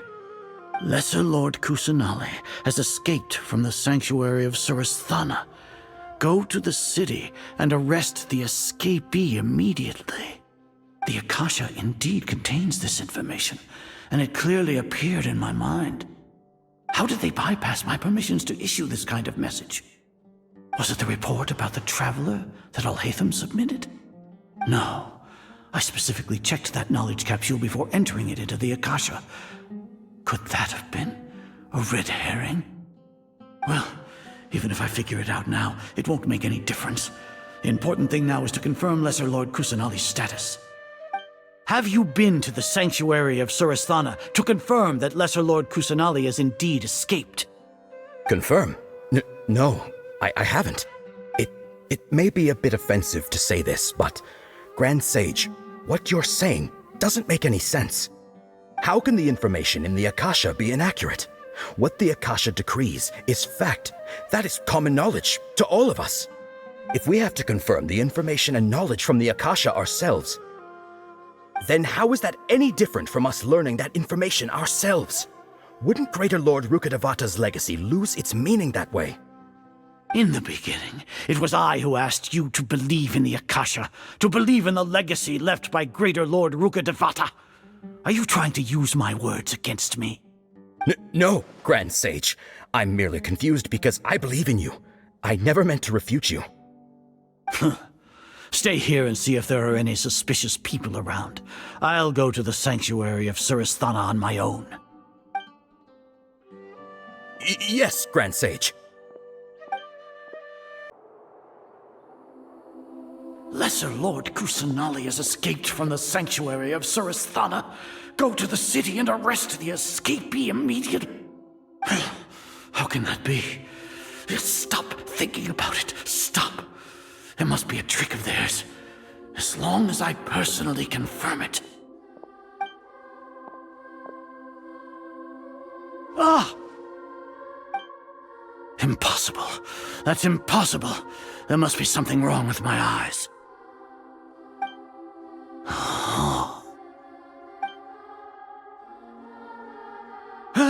She really appeared again? What is the meaning of this? What a comical sight, Azar.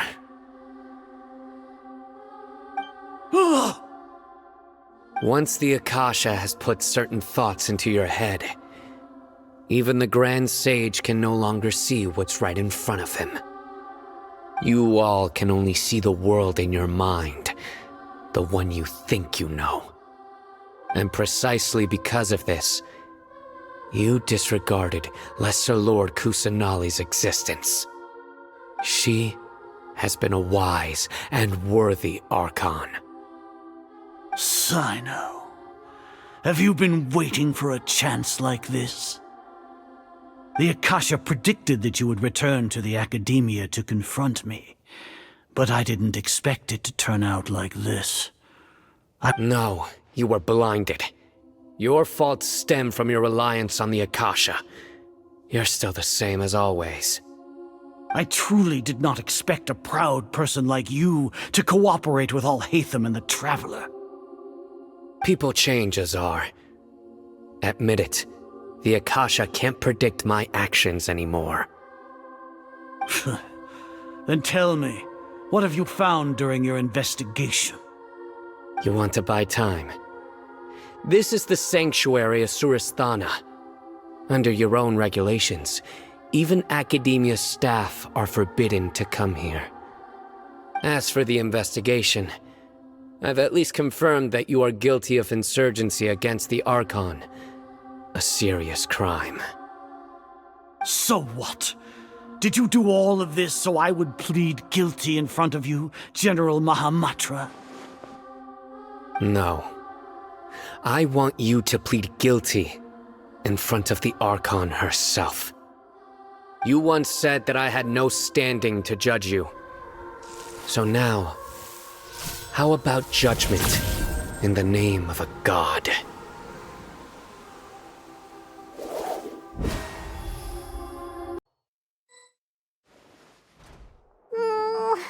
How long do we have to wait? Paimon wants to know how things are going out there. Paimon hasn't heard any sounds outside for a while. Hopefully something bad didn't happen. Yeah, but aren't you scared that we might be locked up in here for the rest of our lives? Thinking about it, at least Paimon has you. We could still chat like this. When Paimon thinks of Nahida being imprisoned alone in the sanctuary of Surasthana, Paimon can't help but feel sorry for her.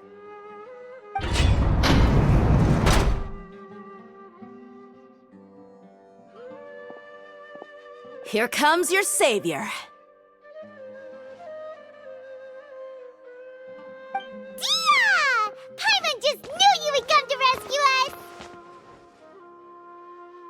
You two really owe me some big thanks. I had to search through who knows how many guards to find the key here. It felt even more tiring than whacking them. I'm exhausted. Thanks a lot. Need Paimon to rub your shoulders? No, that's, I'll pass. What are you afraid of? Oh, are you ticklish? Now isn't the time to talk about being ticklish. Things in the city and on Sino's side are both going well. The guards that stormed out of the academia are all taken care of. The Corps of 30 is in charge of the city's defenses, but we already talked to Asfand. They've been fed up with the sages bossing them around. As long as it doesn't break their employment contracts, they'll turn a blind eye. That's probably because you've been super great friends with them for a long time. So, how's Sino doing? The Grand Sage is in his custody. Even I know how terrible it is to fall into Sino's hands, so he probably does too. Sino forced him to release Lesser Lord Kusanali. He has no choice but to obey. So, hurry to the sanctuary of Surasthana. Assuming nothing weird happened, we should have already rescued our Archon. Honestly, I didn't expect our ragtag bunch to do this well. We just came together last minute to save the Archon, you know? Alright, you two better go. I still have to clean up some messes in the city. See you around.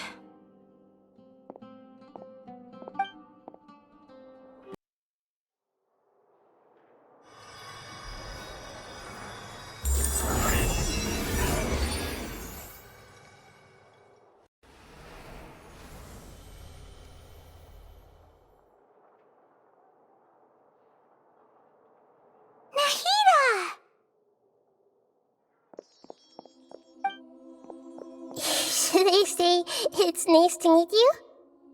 This is the first time we've met in real life.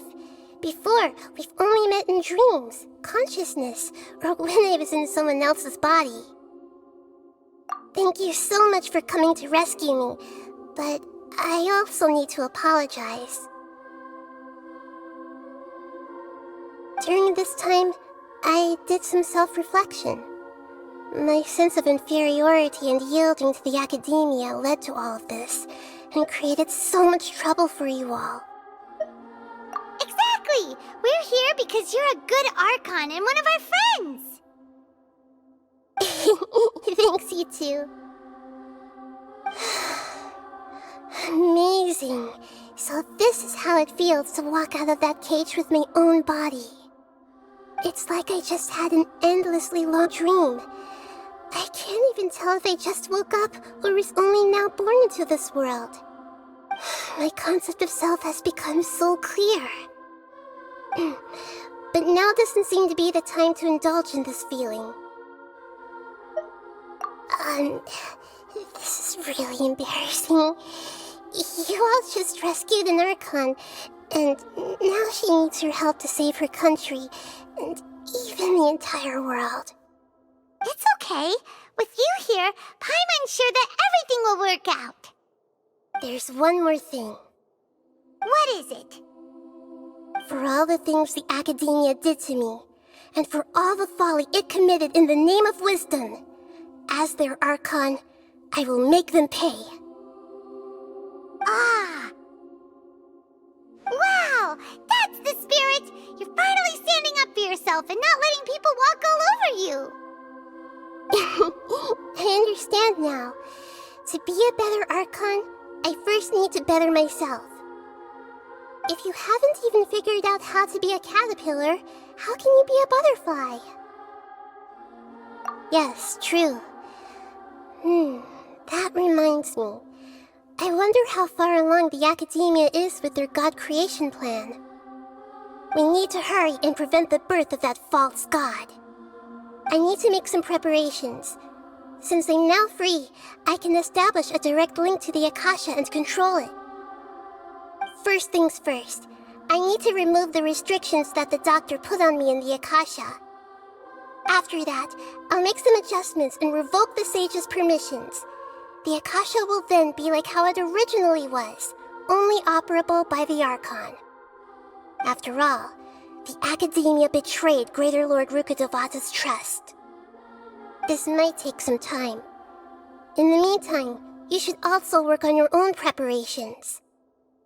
If we don't stop the god creation plan in time, we'll be in for a tough fight.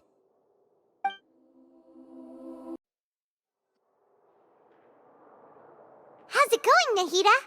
I'm done with the parts that needed my involvement to complete. Although it's my first time working with the Akasha like this, its internal structure and operation procedures are easy for me to understand. Greater Lord Rukkhadevata's design is truly brilliant. Oh, also, this is for you. Huh? What's this little floaty thingy? It's a small device I put together just now. You can think of it as an upgraded Akasha terminal. You may not need it right now, but it should be helpful in certain situations. Wait! This thing has the same characteristics as Paimon! We're both small things that float! Oh, all the things that make Paimon special got copied! When Paimon appears with the Traveler from now on, people won't remember Paimon because she isn't unique anymore! It's alright, Paimon. It can't replace you. It's only a flying device, but you're the Traveler's irreplaceable friend. You're so good at comforting people, Nahida. If only the Traveler was as smart as you. I was simply telling you what I feel to be the truth. I wasn't trying to comfort you. Nahida, you're natural at this. What you just said made Paimon even happier. By the way, there's something I need to confess. Even though I'm the Archon and in control of myself again, I'm not very good at fighting. You may have heard that an Archon's power is derived from their people's faith. However, I'm not as well loved as Greater Lord Rukkhadevata. If we get into a situation where combat is our only option, I'll have to count on you, and I'll do my best to provide support. I'm glad I can rely on you. So the God of Wisdom isn't good at fighting? That actually sounds about right. I've located where the false god is. Time is of the essence, so let's get to it. What is this place? Is this really the way we need to go? Wow. Who would have thought there'd be a place like this hidden right slap bang in the middle of the city? The sages wanted to realize their god creation plan without being discovered. The safest and most convenient way would be to build within the academia itself. That's true. They were already hiding one god, so why not two? Judging from the structure here, the project is a huge undertaking. The sages really saw the god creation plan as their ultimate goal. But this place doesn't look like it could have been constructed by the academia alone. The Fatui under the Doctor sure didn't hold back. They provided a lot of technological support. Yeah, or else they wouldn't have been that generous. Is that it, though? I've always felt that this Doctor is different from the academia sages. He doesn't seem to share their sense of urgency.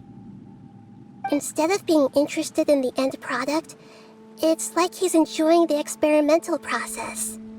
The Fatui Harbingers are all such weirdos. So, the Doctor being weird is actually normal.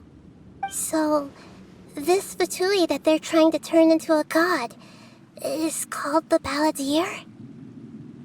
We had previously come into contact with his consciousness. He harbors particularly strong obsessions. One is the desire for a gnosis, since he was created to be the vessel for one. The other obsession is probably related to his past. I can't quite explain it. Paimon knows that he was a prototype puppet for the Raiden Shogun before he became a Fatui Harbinger. That's why he wants a gnosis so badly. There's no way he'd willingly be a test subject. Now with that temper and ego of his. It sounds like you know the Balladeer quite well. I see. Tell me more about him and what he's like. The more we know now, the better we can plan for and react to any future situation.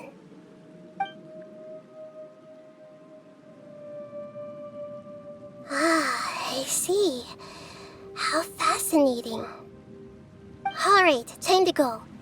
Let's get through here and meet him in person. Look looking at its operational status, we must prepare for the worst.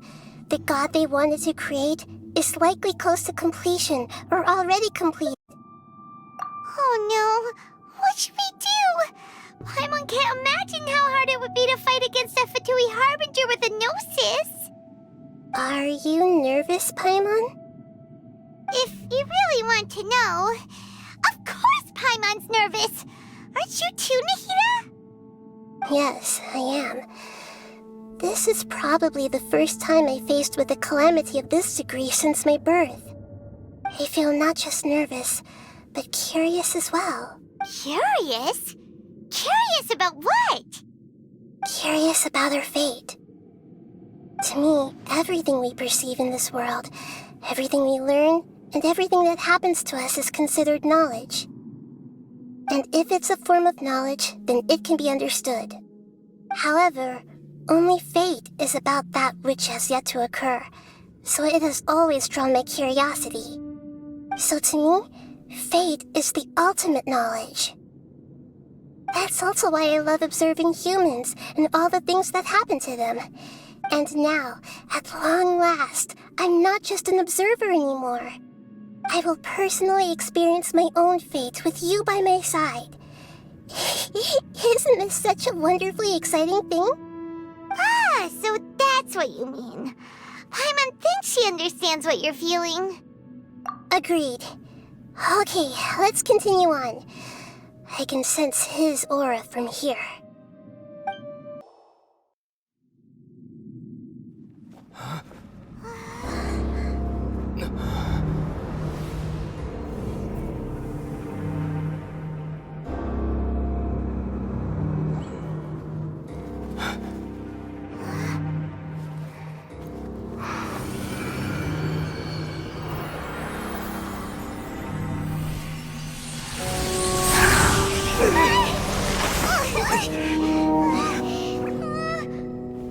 Who would have thought the world would be so eager for my birth? I remember you, Booer, the god of wisdom, and standing beside you, the traveler. Is he all-knowing and powerful now like Greater Lord Rukkhadevata? No, I can't feel the same kind of divinity I felt from the Greater Lord. It seems that the sages didn't get the chance to infuse the divine knowledge capsules into him. But even still, he has undoubtedly become a true god now. So we're too late? The Balladeer has already become a god? The Balladeer. A long bygone title. When my spirit ascended to divinity, I felt as if I had existed for the same number of epochs as heaven and earth. Looking back, the existence of what once called itself Kunikazushi appears infinitely small and ugly.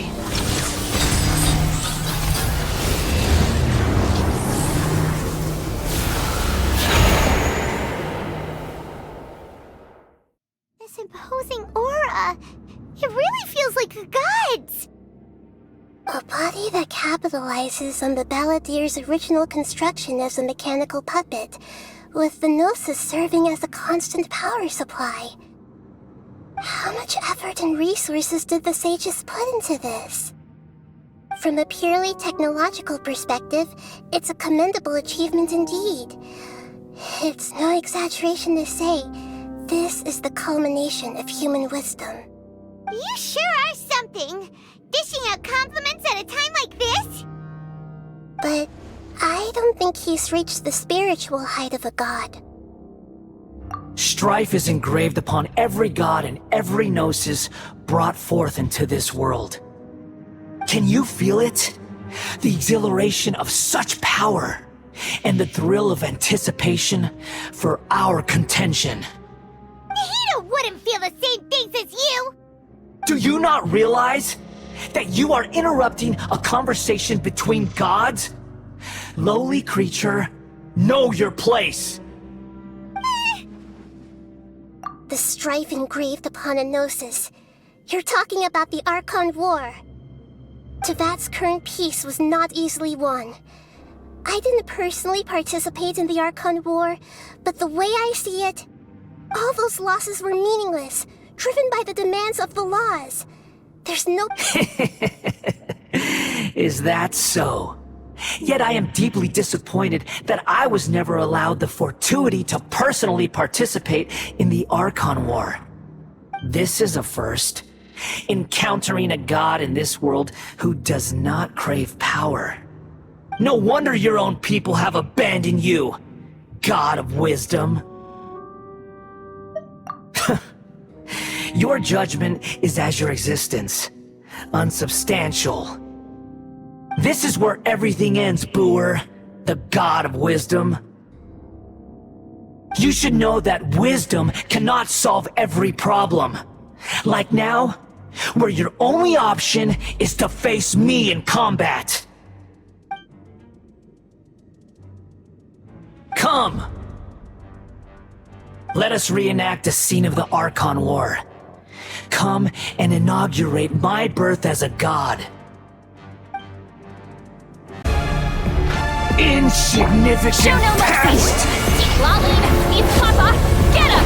Yoo-hoo! Let the world come alive! Try and stop me! Pyroclastic surge!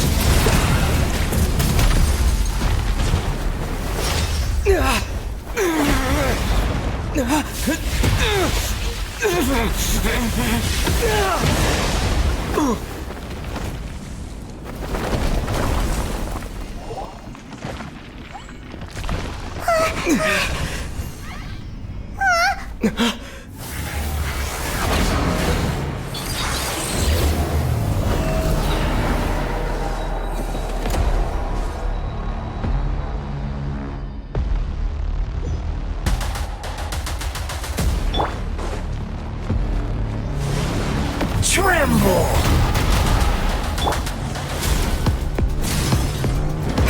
Propagate! Burn to oblivion! Rev the engines! Incinerate! Get to work! Yeah!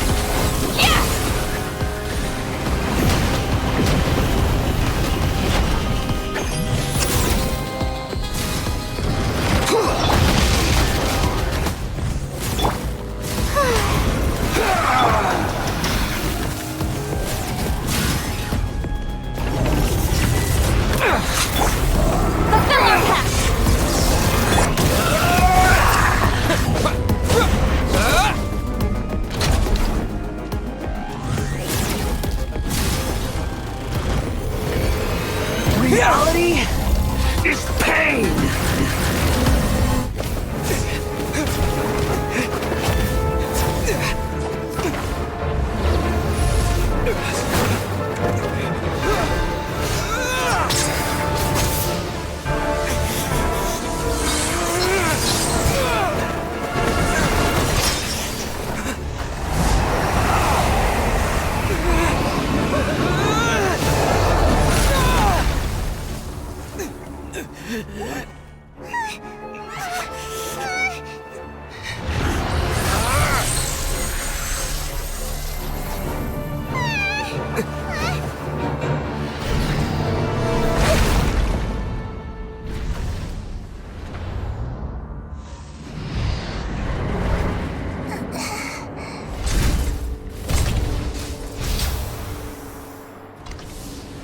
This is supposed to be a battle between gods, yet you choose to hide behind a mortal.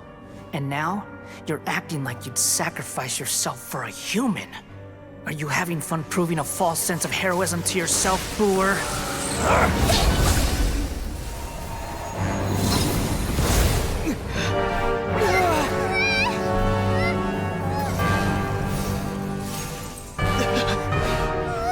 The data collection is almost complete. Do you even know how many times you've tried to take my gnosis from me?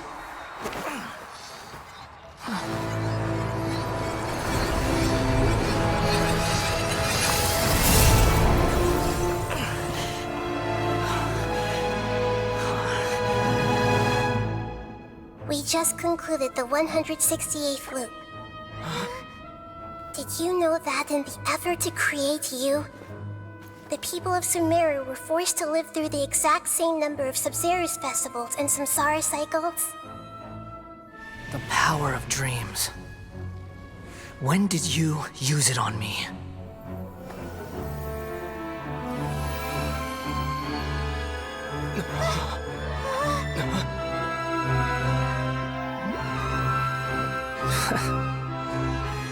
You can't even defeat me in a dream. What do you hope to achieve with this little trick? Come, Traveler. Just like before.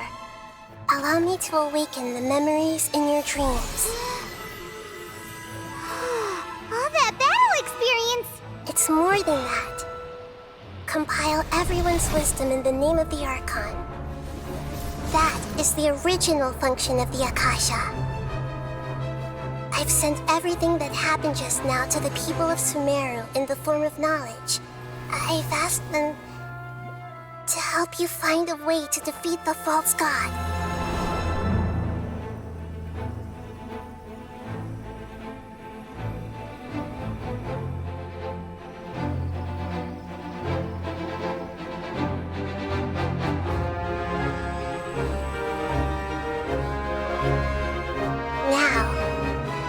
Sumeru's wisdom is at your disposal.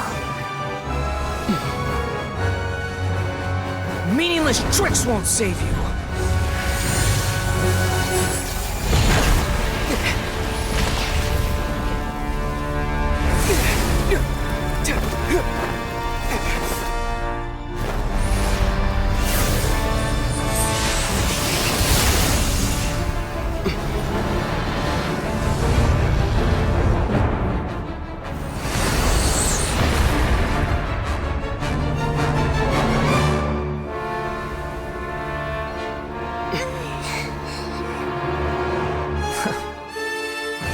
Are you done with your tricks?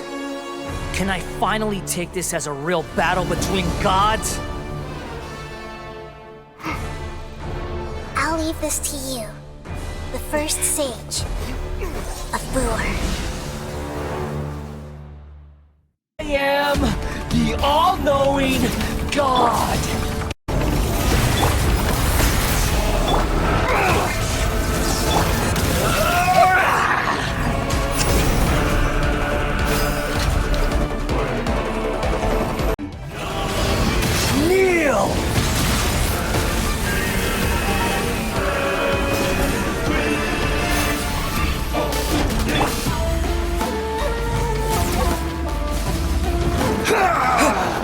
Get to work!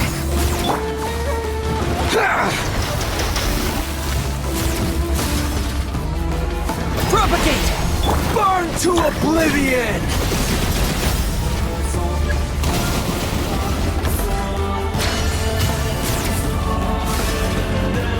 This may hurt a little.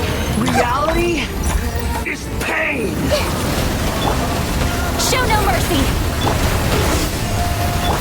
May I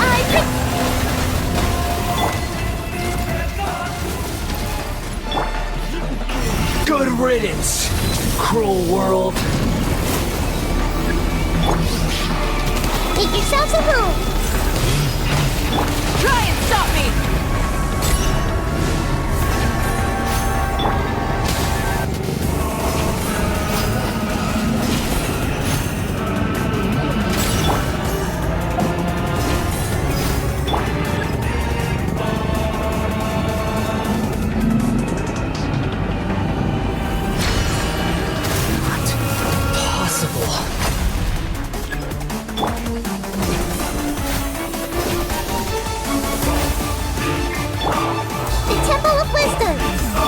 to work! Show no mercy! The show begins! Let my name echo in song! Light of the blazing sun! Rev the engines!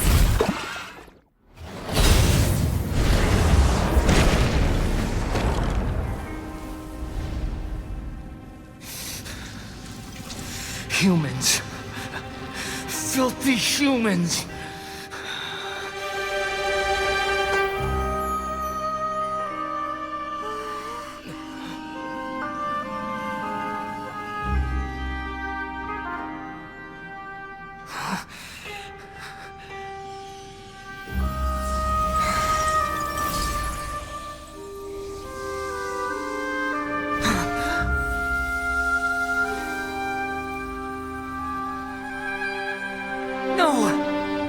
Wait! Please! Anything but the Gnosis!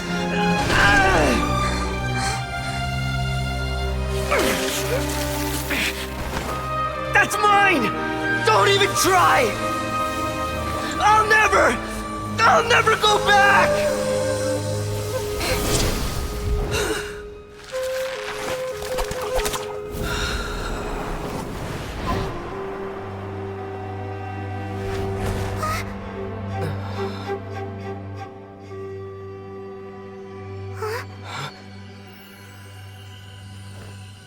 We haven't yet found the answer to the most important mystery. Irminsul is still waiting to be saved. With the power of another Gnosis, we may now finally understand the last memory of Greater Lord Rukkhadevata.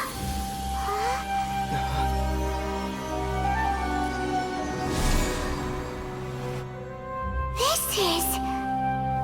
That's right. This is the last memory of my predecessor.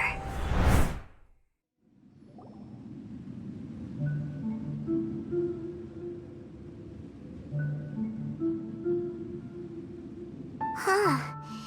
This sure seems very different from what Paimon imagined. Shouldn't Irminsul be in this realm of consciousness? Yes, that is our destination. But I didn't expect the remaining consciousness of Greater Lord Rukkhadevata to be as polluted as this.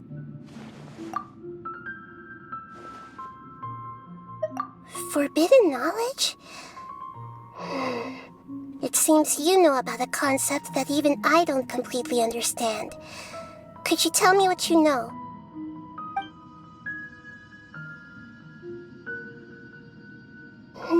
Your inference seems logical enough. Forbidden knowledge once polluted the desert thousands of years ago, but was successfully repelled thanks to King Deshret's self-sacrifice, and Greater Lord Rukkhadevata nearly exhausting her power. Then, a second instance of forbidden knowledge pollution occurred during the Conria Cataclysm 500 years ago. But I'm afraid it is much more serious this time, with Irminsul itself already in danger. So, if we're in the remaining consciousness of Greater Lord Rukkhadevata, and it's also been affected by forbidden knowledge pollution, then does that mean, in order to save us, Greater Lord Rukkhadevata? Yes. It's very possible that she sacrificed her life in the fight against forbidden knowledge. She didn't completely eradicate forbidden knowledge, but if it weren't for her actions, the pollution would have been far more rampant over these past 500 years. The way that everyone, including me, has forgotten everything about forbidden knowledge may very well be due to her restoration of Irminsul. Aww. Do you feel sad, Nahida? I'm just sharing her pain. The pollution of her consciousness here is severe. There is madness, chaos, and pain all around us. Did she fight to resist the forbidden knowledge pollution in such terrible conditions, all the way up to her last breath? She even used her last remnant of lucid consciousness to leave a clue for us to follow. Yes, her words were distorted by forbidden knowledge, so that's all we could hear. But now, we have a chance to find the answer to this mystery.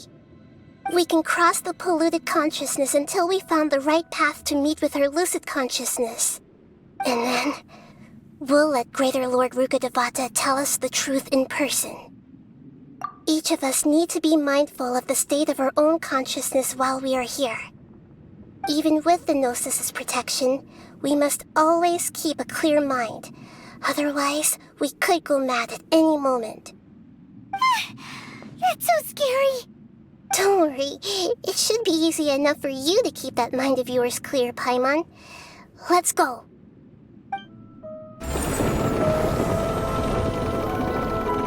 We changed direction. Are we still going the right way, Nahida? Judging from the current route, the boat of consciousness will soon take us out of here.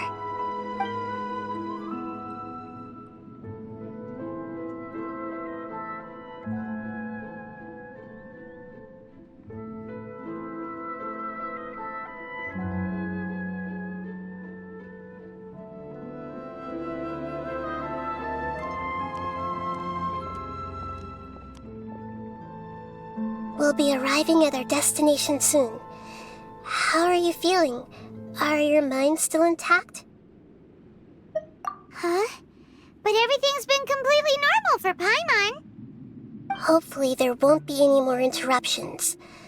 This time, we should be able to meet Greater Lord Rukkhadevata. Are you saying you've never met Greater Lord Rukkhadevata before? No. It seems that my birth and her death took place at the same time. Otherwise, I think she would have given me a little more guidance, and I could have done a better job. Hey, you've done a great job, Nahida. Let's get out of this creepy place and go meet her.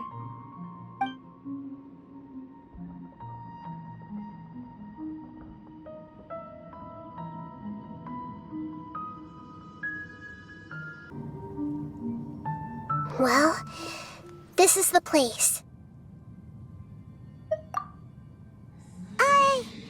We're here to find Greater Lord Rukkhadevata, right? But the one standing over there is... Is that... me? She looks exactly like me. Are you Greater Lord Rukkhadevata? Yes, that's me. Are you surprised by my appearance? Irminsul and the surrounding lands have been reproduced here as they were years ago. But this is just a realm of consciousness. We are manifestations of the same nature. Hence why we would appear exactly the same. We're of the same nature? What? Because you are me, and I am you. You are me in the new samsara. The new samsara? As Greater Lord Rukkhadevata, I'm the avatar of Irminsul, and you are the purest branch snapped from Irminsul. Imagine it this way. Even if a tree dies, its branches will eventually take root and grow, continuing the tree's life in another form. I'm merely the remaining consciousness of Greater Lord Rukkhadevata. The real me has presumably died a long time ago.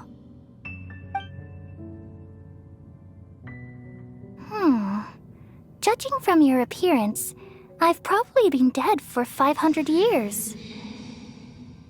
But you're finally here. My new self in the samsara. If this is true, then am I going to be a great Archon like you someday? Though we share the same nature, our fates are bound to be different.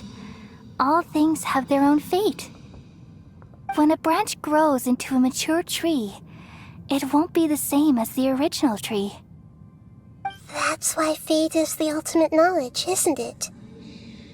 That's a great insight. Yes, very good. It's also precisely why you won't become like me. Really? But perhaps you may become an even greater Archon than I. I already see a determination in you that I didn't possess in my time, and the future that it leads you to will be yours alone. Along with the blessings from your past experiences. Don't worry. The growth of wisdom is like that of a plant.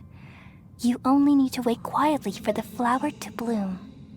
Come to think of it, the sages never had the faintest inkling of the meaning of wisdom.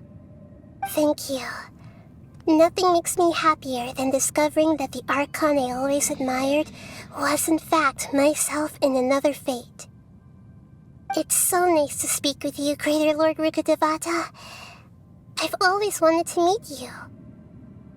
The feeling is mutual. From the moment I snapped the branch off Irminsul and created you, I've also looked forward to talking with you. Could you tell me why you wanted to create me? And what exactly happened when you died? Ah, I see. You're here seeking answers, right? Everything that day, even the sky itself, changed into a color like this. At that time, the 7 were all summoned to the nation of Conria. Except for me. I had a more important task to attend to. I had to protect Irminsul. The disaster occurred together with the pollution of forbidden knowledge. At that very moment, with my consciousness connected to Irminsul, I sensed something was wrong. The pain started to torment my mind. By the time I reached Irminsul, it was already displaying signs of corruption. Had I not repelled the pollution of forbidden knowledge with King Deshret thousands of years ago, I might have felt even more hopeless and lost. So what exactly is forbidden knowledge? It's a kind of knowledge that doesn't belong to this world, and a form of truth that can't be understood. It came from the very bottom of the abyss. Even I could never understand it. The world is constantly rejecting it, leading to all kinds of bad phenomena. If we allow forbidden knowledge to pollute Irminsul, I'm afraid the entirety of Teyvat could fall apart. So, there's knowledge that even the God of Wisdom can't understand? At that time, I knew I couldn't repel the forbidden knowledge with my strength alone.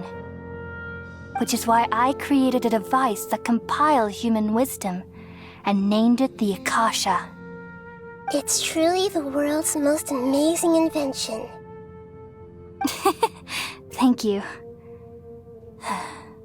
For a long time, I thought dreams were the fruit of human wisdom. Though it was selfish to do so, I borrowed people's dreams using the Akasha. Then I compiled their wisdom and all of my own power.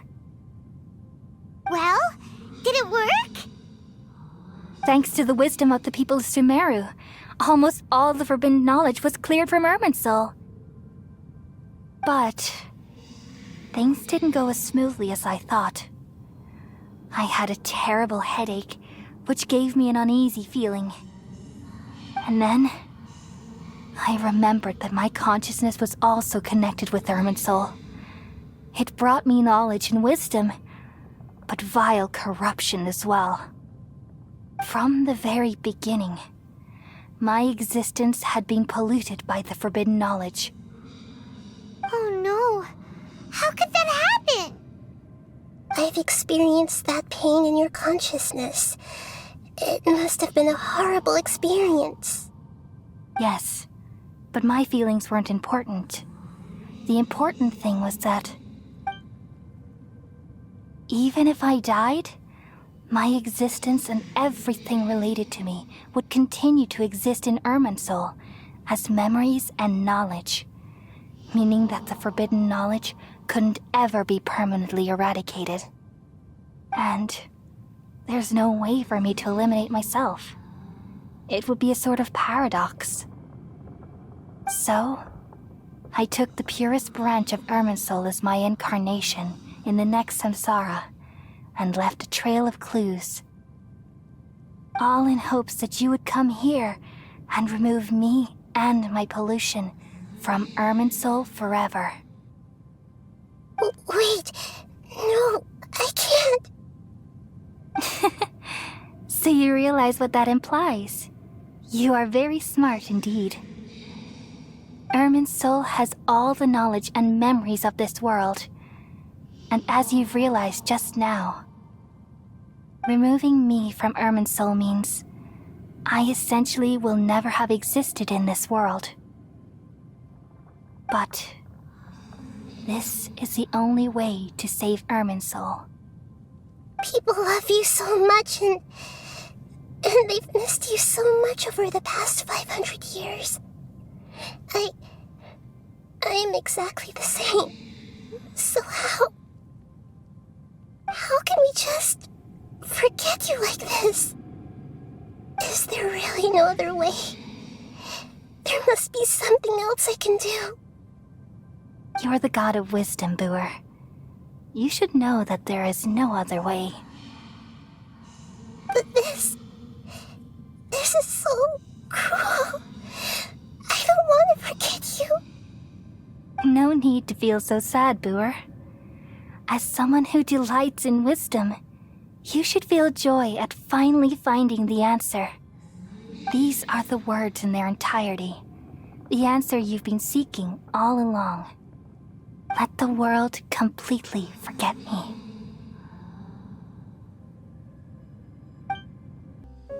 We all nestle under the great tree of wisdom, peering out to perceive the world. From the earth and from the rain, we perceive its wonders, until we become a white bird to perch atop a branch, and finally snap off the most important leaf. Once upon a time, I alone dreamed in this world. In my dreams, everybody would also dream after they fell asleep. Wild and wonderful thoughts would emerge from their minds. Some tumbled to the ground, and others floated to the sky, connecting all things in the world into one dazzling net. Among a plethora of worlds were numerous smaller worlds, all of fate, finding within the tapestry their brilliant glow. I gradually understood that these indescribable and constantly changing things are the most profound things in the world. Only they can completely repel the madness. Only dreams can awaken consciousness from the deepest darkness.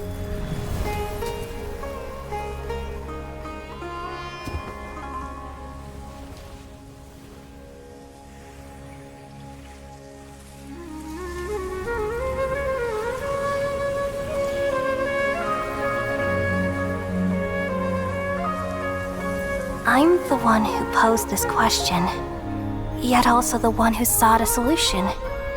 Saving the world with the dreams of the people used to be my answer.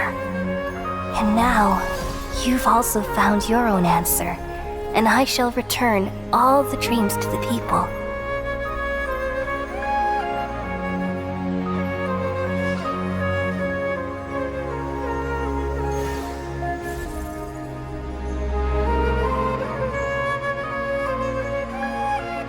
Goodbye, people of Sumeru. May you be blessed tonight with the sweetest of dreams.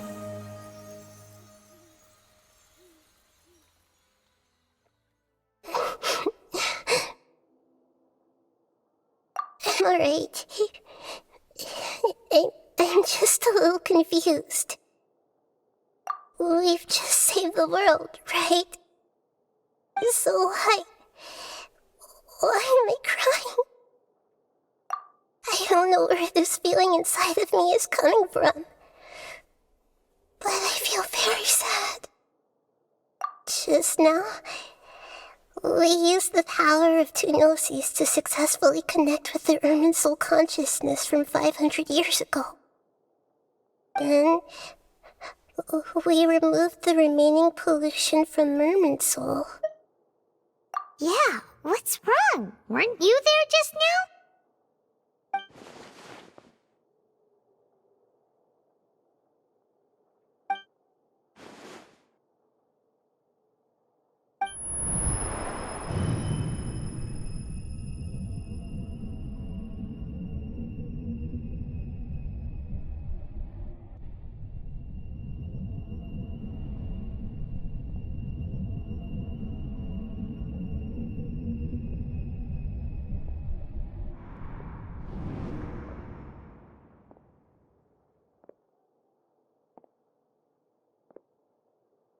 Huh? That sound. Traveler! Paimon! I've been waiting here far too long. But finally I have the chance to be alone with you. All the precious time I wasted has finally paid off. The doctor! What have you done?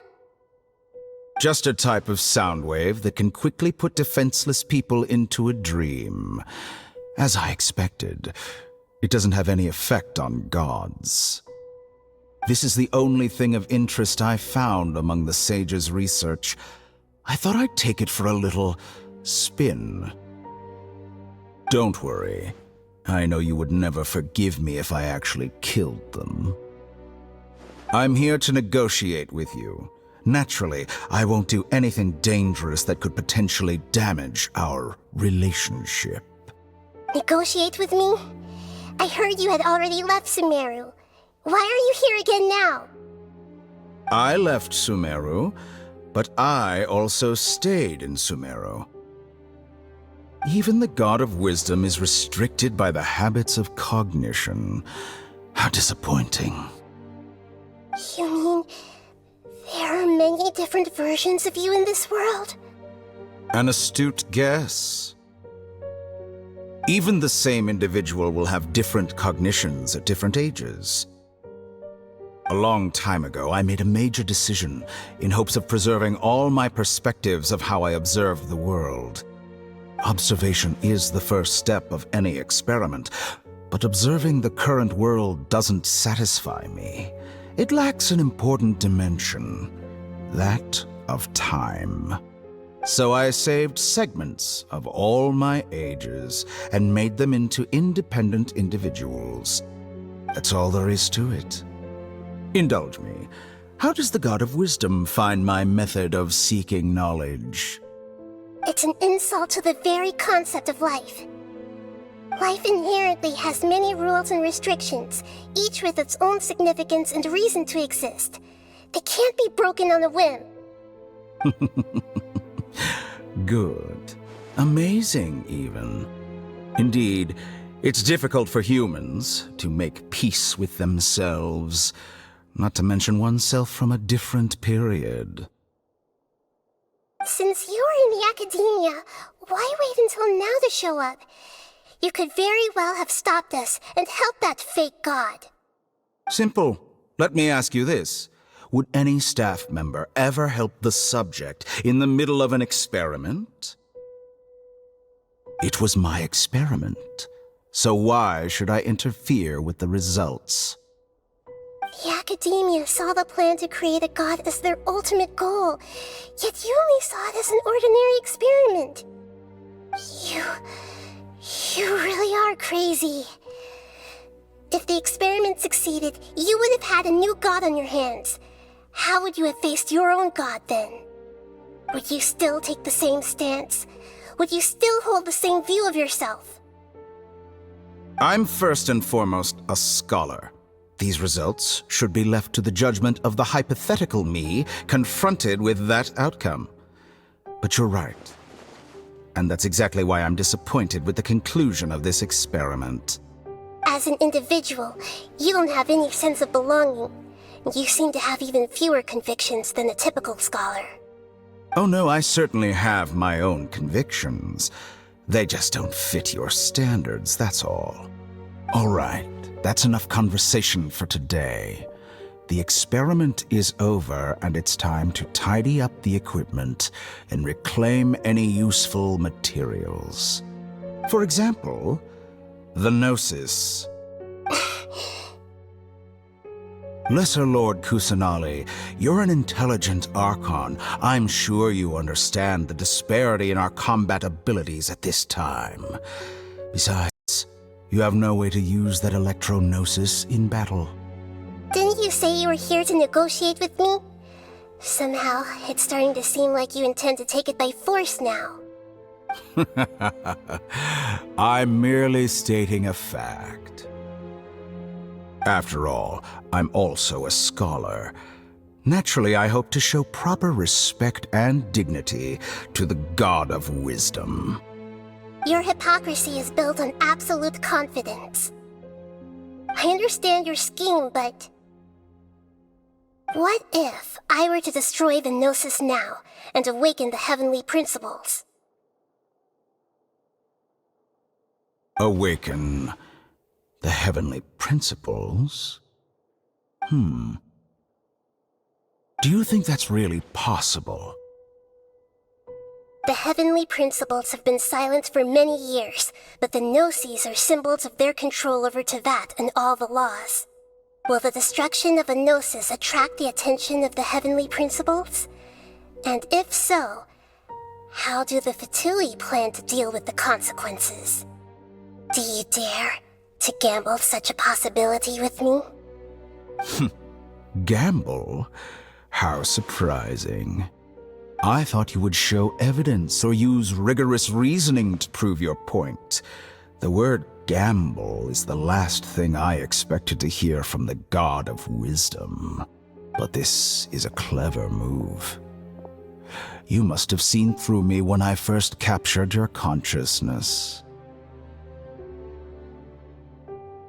As a scholar, I respect all possibilities. This has always been my principle and is an essential trait as an experimenter. Indeed, I can't ignore this possibility. So tell me then. This foreign gnosis will only lead to disaster if it stays in Sumeru. But this electro-gnosis is the prize I obtained after defeating one of your fellow harbingers. Now, as the one who initiated this cascade of events, shouldn't you pay the corresponding price? Price? Interesting. What price would you have me pay? How about erasing all your other segments? So this is how you wish to restrict me, the most threatening opponent of the Nation of Wisdom. What you request of me is like plucking out the eyes I have placed in the dimension of time. Segments are extraordinarily difficult to make. They require extremely rare resources and enormous amounts of time and effort, requiring me to destroy them all here and now. Yes, how very interesting. Can I assume that you have long been wary of me? Among all the versions of me, this segment you see now is the most selfish. If it weren't me, your idea wouldn't have worked.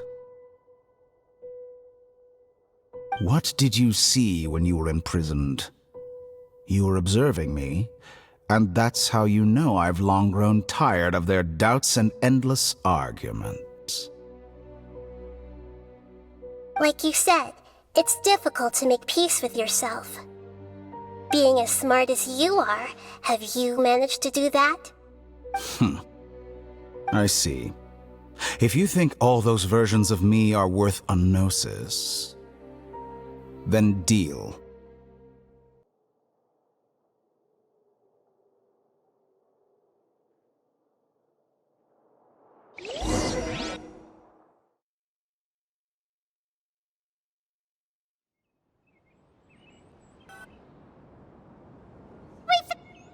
Together!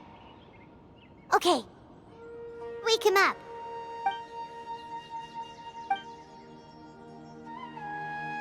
Are you awake? Kali says it's time for breakfast. Come on, get up! Good morning! How are you feeling today? Good to hear. It looks like we've recovered pretty well. Not even Tainari could stop us from going out now, right?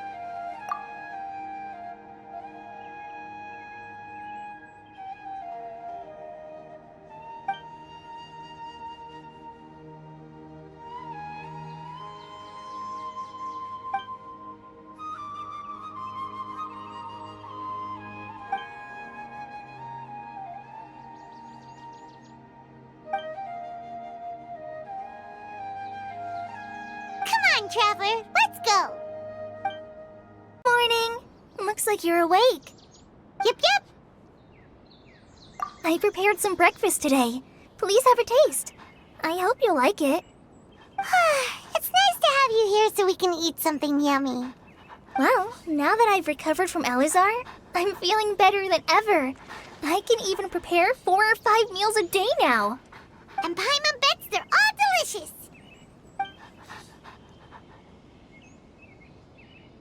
Oh, by the way, someone brought a letter for you after you went to sleep last night. Nope. Paimon wanted to read the letter with you after you woke up, so Paimon didn't open it. All right, let's read it now. Oh, it's from Nilu. Ahem. We're going to hold a feast at the Grand Bazaar and celebrate Sino's reinstatement as the General Mahamatra. As heroes of Sumeru, please be sure to attend. I'll wait for you. The date of the banquet is written on the back. It's in 2 Oh, I've also heard that you've become heroes here as well. That's amazing. Sometimes I'm really envious of strong and confident people like you. Oh, you're embarrassing me. Anyway, let's go to the Grand Bazaar to have a look. Oh, before you leave, be sure to inform Master Tighnari. Tighnari!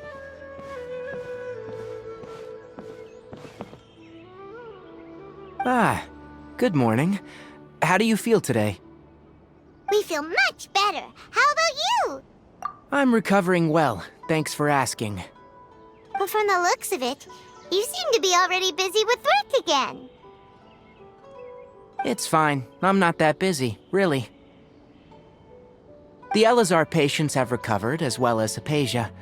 For now, I only need to tend to— It seems once Irminsul started getting better, everything else started to recover too. Yes, but there are still some residual effects. The withering is one example. Though it won't spread anymore, the existing zones won't just disappear. We forest rangers will still need to do the work. By the way, we have some good news. Sino got his position back. This news is hardly new.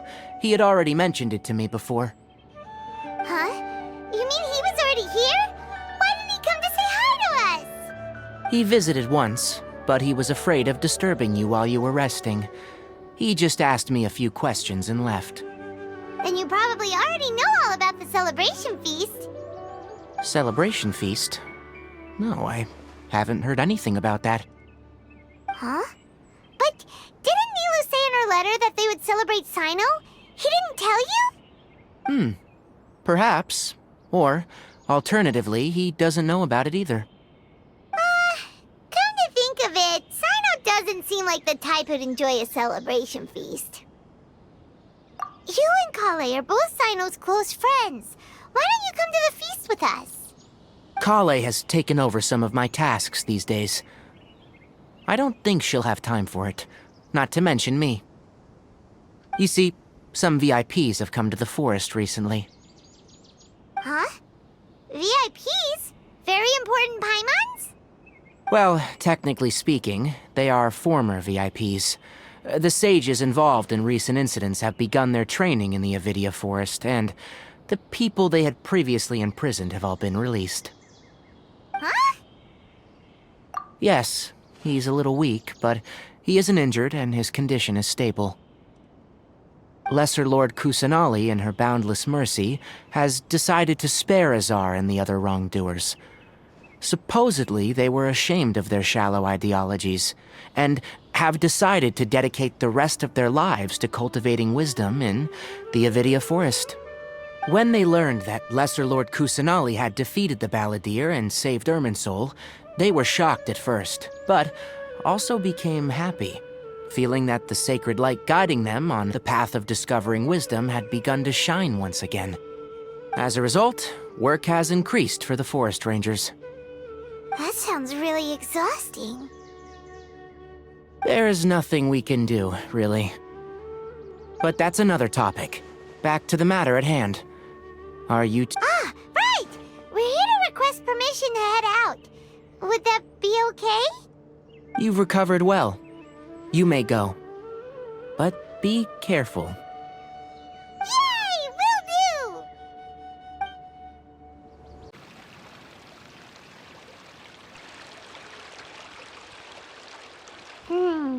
We haven't seen Alhaitham anywhere. Let's ask that person over there.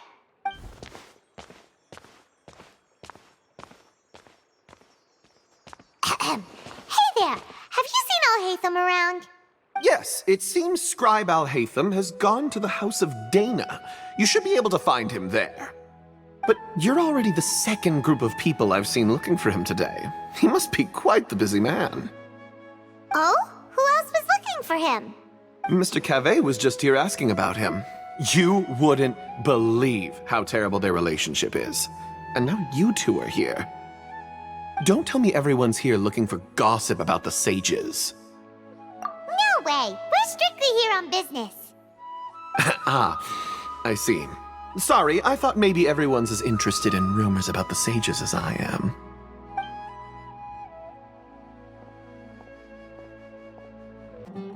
Alhaitham should be around here somewhere, right?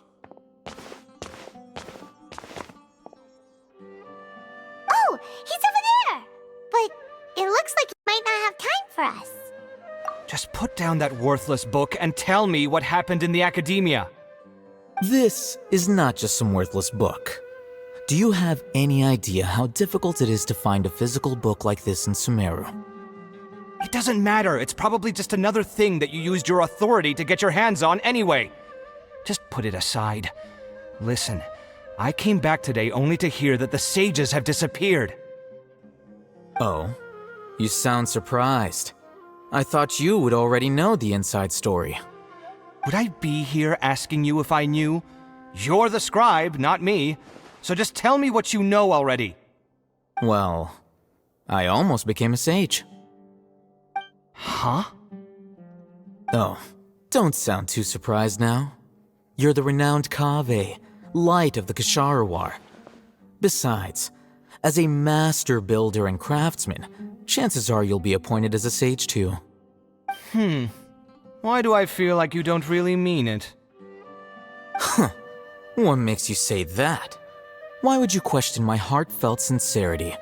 Maybe it's because you've never said anything good about me before. Yeah, well, I share a similar sentiment, and anyone who knows you as well as I do would surely do the same. Ugh, you... See? This is why I hate discussing anything with you. Your ridiculous and arrogant attitude always gets in the way. It seems that you really can't stand my personality. Ha! What was your first clue? Well, then you might as well move out of my house. Are you threatening me? Stooping to a new low, I see. Ugh, and don't change the subject. You, a sage? What a joke. The academia might as well just close tomorrow. Are they having a fight? Forget what's going on with the academia. Haven't you been busy with your construction project? Tell me, when are you going to build yourself a mansion? Don't get me started. I get angry just thinking about it. So, what great building did our master architect work on this time? Like I need to tell you. Keep your nose out of my business. No, I think we deserve to know. Where were you when Sumeru needed you most?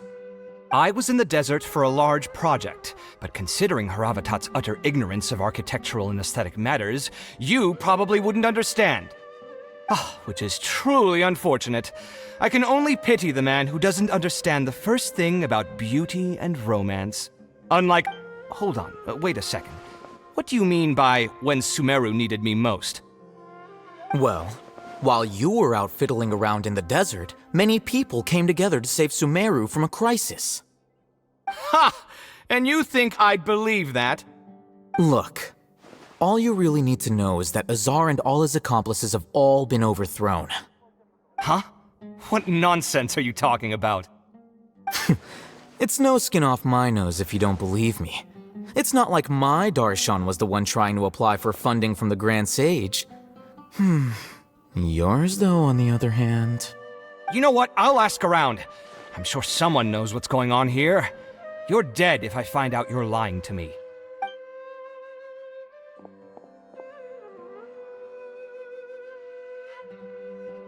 Hey, Alhaitham! Oh, it's you two. What's the matter? We're running some errands for Nilou. Have you received her letter? Letter? Nilou said she sent out a letter inviting everyone to a celebration feast in 2 days at the Grand Bazaar. We'll also be celebrating Zaino's reinstatement as General Mahamatra. If she addressed the letter to Alhaitham of the Academia, then the letter should have gone to my office.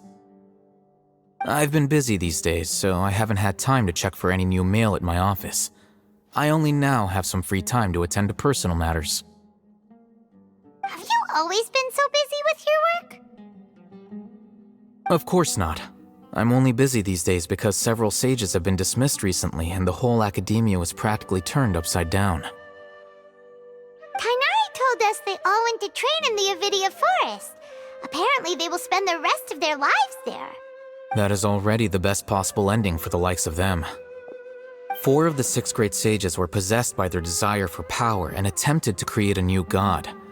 In order to pull it off, they even imprisoned the other 2 rational sages. To imagine such things could take place in the academia. I don't know where to begin.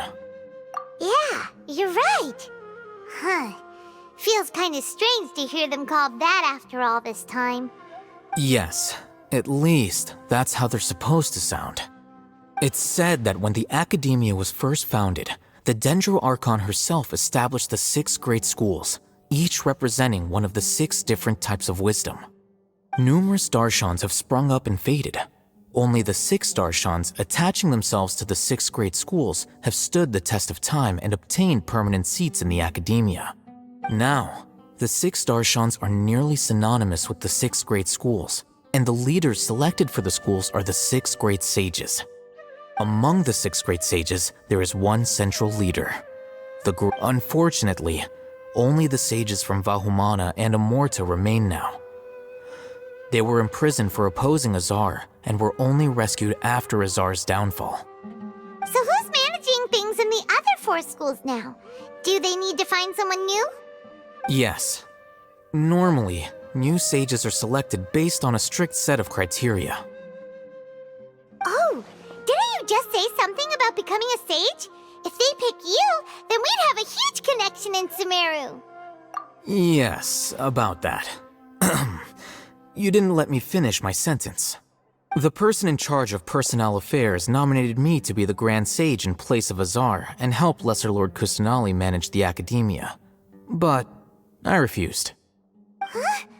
But why? Can't you be a little more ambitious? I'm not even interested in being one of the 6 great sages.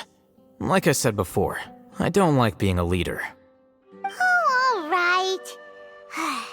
So are you busy these days trying to find others to take the job? That's not my job either. I'm only responsible for handling important affairs within the academia before the new sages take office. And the first thing I'll do is reject Kasharawar's application for funding. By the way, who was that other person just now? Is he your friend? Do we look like friends? Paimon doesn't know. That's why Paimon's asking. His name is Kaveh, my roommate. You could say he's the representative for Ksharawar scholars. Which is exactly why he always has so many problems. So everything that's happened recently must be a huge change for the people of Sumeru.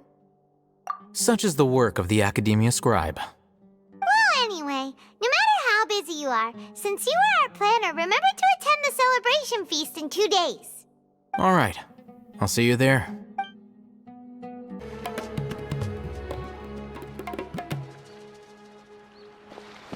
This is Port Ormos. Now where could Is that Paimon I hear? Huh? Oh, it's been a while. How are you doing? Dunyarzad! It's been so long since we've seen you! I'm doing well. I can go as far as saying I have never been happier in my entire life. I don't know if you've heard, but Elazar has completely disappeared, and all the patients have recovered. You kidding? Knowing them and the connections they've got, I'm sure they've heard about it. Yeah! That's right. My lady is feeling better now, so I'm accompanying her for a walk. Why do you still call me that, Dia? You've already informed my father of your resignation.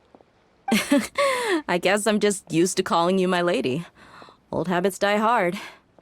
Resignation? You mean you're quitting? Yeah, I might start losing my edge if I keep being a bodyguard for the Homayanis. You know that my parents and I are fond of you, and that we appreciate you very much. It wouldn't be a problem if you wish to continue to be our bodyguard. I'm not a woman that's easily persuaded. You should know that by now, my lady. When I took this job, I had already decided that I'd quit as soon as you'd recovered. It's time for me to get back out there and chase that horizon. So what are you gonna do now if you're not gonna be a bodyguard anymore? I want to take a risky job and put my body to the test again. Huh? But we literally just finished one of the most dangerous jobs ever! Are you getting bored already? I know. If I hadn't joined in that plan with you, I wouldn't have come up with this idea.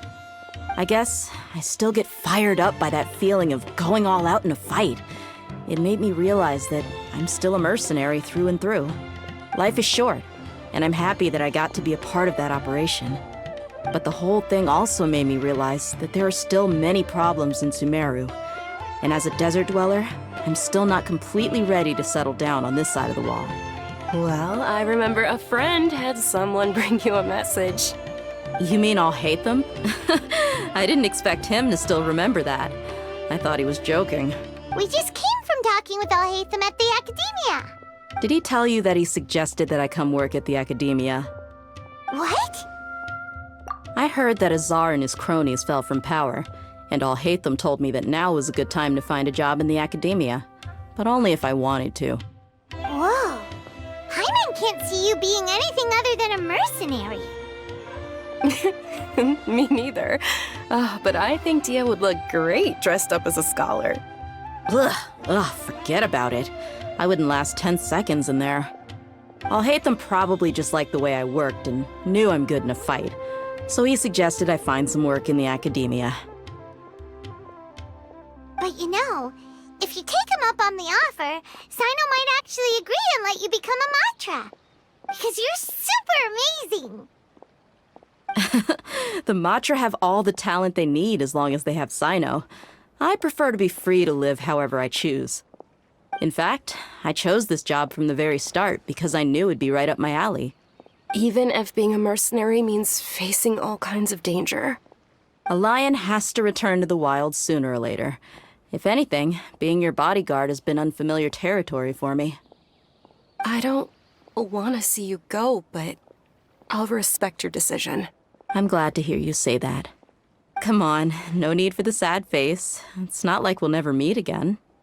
Once the whole Dendro Archon thing is settled, everything in Sumeru will take a turn for the better. That makes me happy too. But a peaceful society will probably mean less demand for mercenaries like me. Before long, we'll be a dying breed. So I'd better get to work while I still can. Huh? But wait a second! You make it sound like you're leaving now! Well, no, not yet at least. I promised my lady I'd stick around until next week. So, have you been in Port Ormos this entire time? We were wondering if you had received a letter from Nilu. Oh, did Nilu write to us? She heard that you were seen in Port Ormos, so she sent the letter here. Huh. It was probably sent to the inn that we're staying at. My lady has been very energetic lately and keeps taking me on hikes, staying out even into the night. By the time we get back, the receptionist is usually off napping on the job.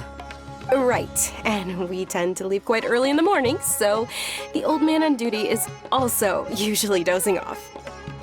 So what it really sounds like is that the person on duty is always asleep.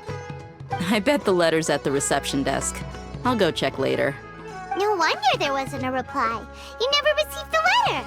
Good thing Nilu asked us to come and check on that. Sorry to make you two come all the way out here. It must be something important for Nilu to specifically write to us like that. Yes! She said they were preparing a victory feast in the Grand Bazaar, and will also be celebrating Sino's reinstatement as General Mahamatra. She was... Great! I'll be sure to attend. Count me in too. But is there some sort of dress code or anything for the feast? Can I just show up looking like this? Since it's being organized by Nilu, I don't think she'll be too picky about that. If anything, I think she wants to see us as our most natural selves. All right, then this is how I'll show up. The feast will be held in 2 days, so don't forget. Sure. Thank you so much for letting us know. We'll see you there. Oh, by the way, do you happen to know where Sino and Raman are? The General Mahamatra always comes and goes without a trace. Normally no one knows his whereabouts. Oh. But last time we met, he mentioned that he had something to do in Aru village. You can try your luck there. As for Raman, your guess is as good as mine. I only remember he said that he had something to discuss with Sino. Don't mention it. You'd better get going.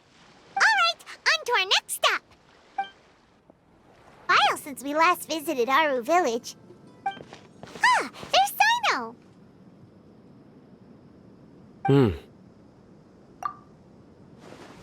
brings you here? We recovered well, and Tighnari agreed to let us leave, so now we're out and about again. It seems Gandharvaville's medical treatment is still as good as ever. And Tighnari is recovering well, too. That's good to hear. Yeah, you're the one who brought us to him when we lost consciousness, right? Thanks for that. You're welcome. Tighnari has excellent medical skills, and Kale is quite attentive. It was the best place for you. But why are you just standing here like a dead tree? I'm meeting some people. Oh, you mean Candace? I've already talked with Candace and the village chief. They're still at the usual place. You can go there if you'd like to see them. But you know one of the people I'm meeting as well. Oh, by King Deshret's blessing, my friend suddenly appears in the desert. Don't tell me you've run into trouble and need us to help now. Roman! And... huh? Sataria? Oh, you know me? Oh, well, you're pretty famous in the academia. Don't worry, these are our friends. No need to be so guarded. I see. I'm doing well. Many good things have happened recently. Same here. Really, I feel that my whole life has started to shine after suddenly finding a new direction. Oh, tell us everything. Yeah, you go ahead. Alright, well, I suppose I should start by saying I've decided to leave the academia. What? It's not that I've given up on being a scholar. Instead, you could say I've found a new identity.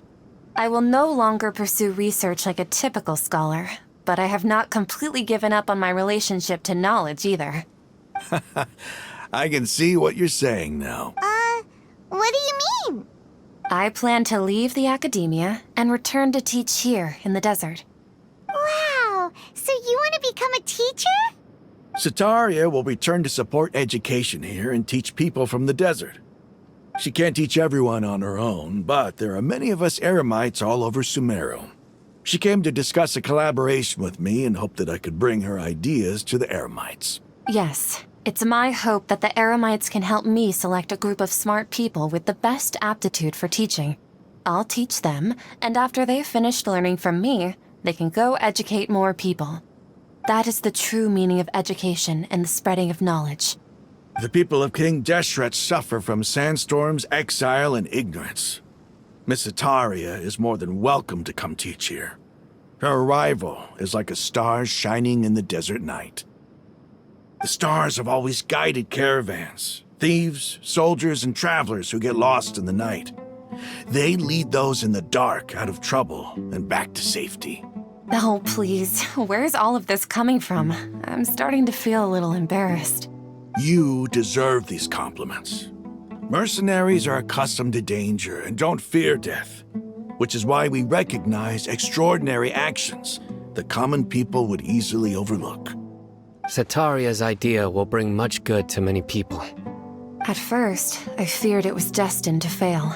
Everyone knows that the academia doesn't allow scholars to teach in the desert without permission. As you know, all knowledge is under their surveillance and control, and very few desert dwellers are as lucky as me. But what I heard at that time has been haunting my heart, as if there were lightning bolts constantly bombarding my soul.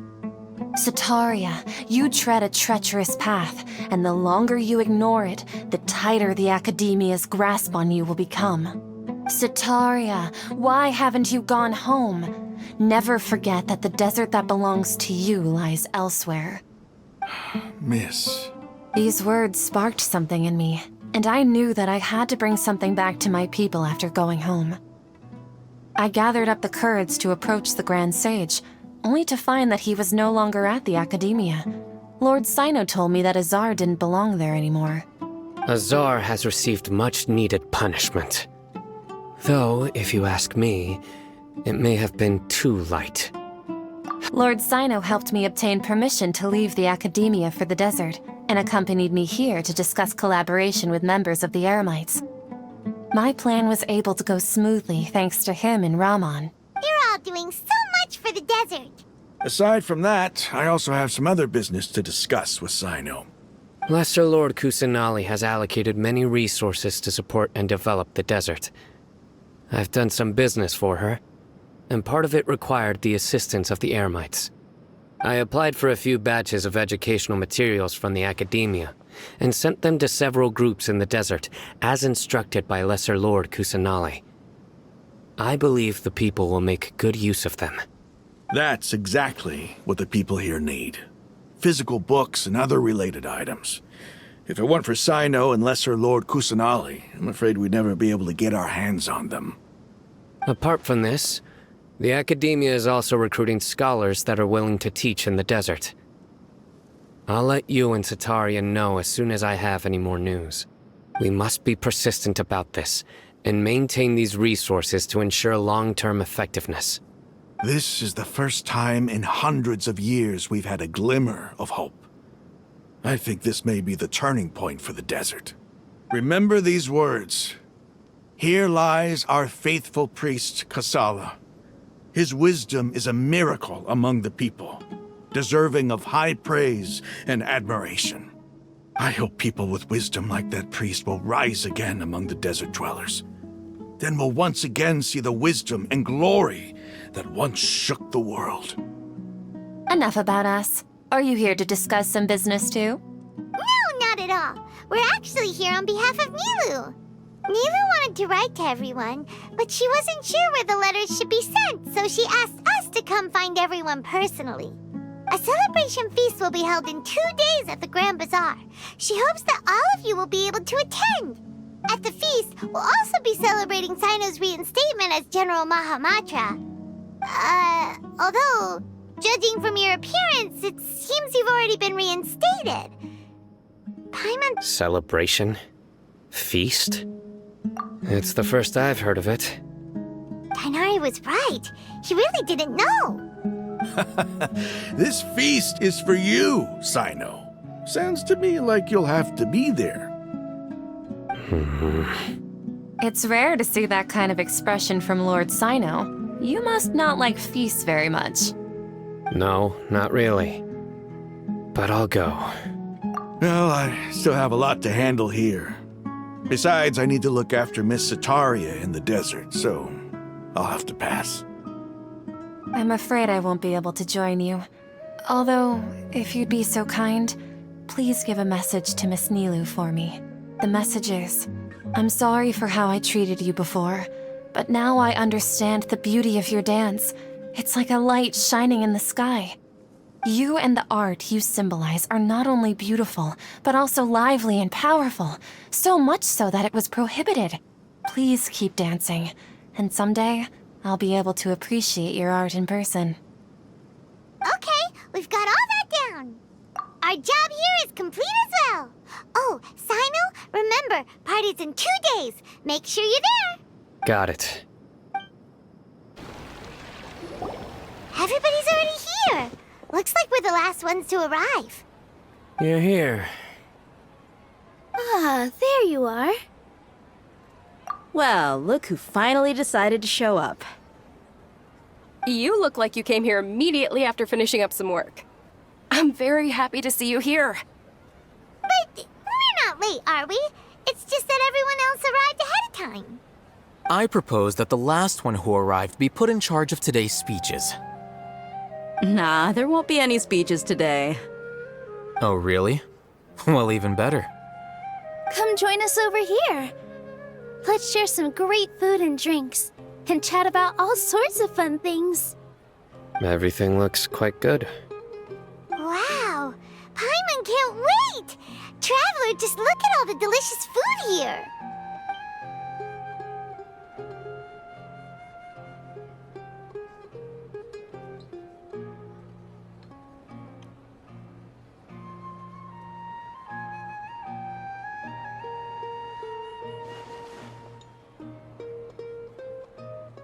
Whoa, it's so delicious! Oh, this grilled meat tastes amazing! The food was specially prepared for you by everyone in the Grand Bazaar. And we have gifts that were sent by the residents of Sumeru City when they heard we were holding a feast. Everyone that came said that you saved Sumeru, and wanted me to thank you all on their behalf. Feels kinda nice to be seen as a hero. I could get used to this. Being a bodyguard is also a hero's job. You've always been amazing, Dia. My lady sure has a way with words. Thanks. And I'm happy to meet everyone that participated in the great plan. Don't mention it. Come to think of it, we've really done something impressive together. It's unbelievable. We owe it to our abilities. And luck. Really? Why do I remember everybody thinking that luck was against us and feeling like we hardly had a chance of succeeding? That's how I remember it too. It's luck that brought us together, and it was luck that let us form a team. Then, it took even more luck for us to formulate a plan and implement it successfully. Moreover, judging from the results, everything worked out well. Yeah, everyone gave it their all when it mattered most. It was almost like a performance. We took the stage and put on our best show. Everyone played their part, and thanks to everyone's efforts, the performance was a great success. So, would you say we're good actors too? It's such a blessing that Lesser Lord Kusanali was able to return to power at the Academia. Yes, even after being abandoned and neglected so many times, she's finally returned. Lesser Lord Kusanali once used all her power in a great disaster, which resulted in her losing all her wisdom and memories of the past. The Academia basically abandoned her because of it. This should be something everybody should remember. Huh? You look surprised. I didn't say anything wrong, did I?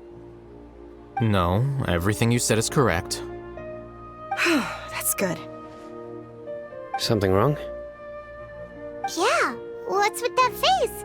You knew all of this already. Even if those two giants of the Academia are here, I still have to say it. Those sages really have some nerve. 500 years ago, Lesser Lord Kusanali used all her power for the people of Sumeru, and what did they do in return?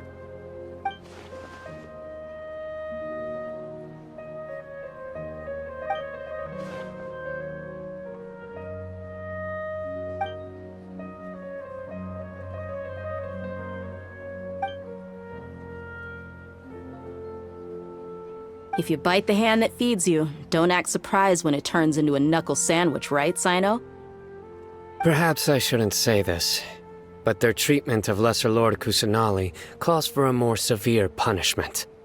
You could simply tell Lesser Lord Kusanali that you wish to have Azar and his accomplices severely punished. I respect our deity's decision, and won't interfere in any way. While we're on this topic, why didn't you accept the Academia's invitation to become the Grand Sage? Are you trying to say that I'm fit to be a sage? Not at all. But every person handling the selection process has said that you are the most suitable candidate to lead the Academia right now. Why? Because he dethroned Azar from power? Could you try to put it another way? This is a good thing, yet you're making it sound like I overthrew Azar for my own personal gain. But seriously though, I always wondered if you had some personal motives behind it. I did have my own motive, but it had nothing to do with being a sage. If the rules of our nation were suddenly cast by the wayside, then it wouldn't be long until chaos ensued. I had no intention of letting their dreams disrupt my life. By that, you mean your life working as the Academia's scribe. Precisely. Wait, is that all? So, that's the only reason why you joined us and came up with all those plans? It's reason enough. You've certainly got quite the personality. You flatter me. All right then. How about you? You've already resumed work as the General Mahamatra, right? That's right. Will you be happy with that life? It's not about being happy. There are merely a lot of things that I must do. Even so, keep your spirits up and try to be happy, okay? and try to smile more every day, just like I'm doing now. Thank you. I'll keep that in mind. Ah, there you are, traveler. Well, how is it? Are you enjoying the feast today? If there's anything you're unhappy with, just let me know. I'll be... That's good. It's the first time I've ever invited so many exceptional people to one place. I was a little nervous myself. You see, every guest here is quite extraordinary. It's unbelievable that we've got everyone together here. Almost like a fairy tale. Make sure you live it up tonight. I'll be happy as long as you're enjoying yourselves. I'm honored to have her think of me this way. If I have a chance in the future, I would really like to invite her to one of my performances. I can't explain why, but I just feel elated right now. Thank you.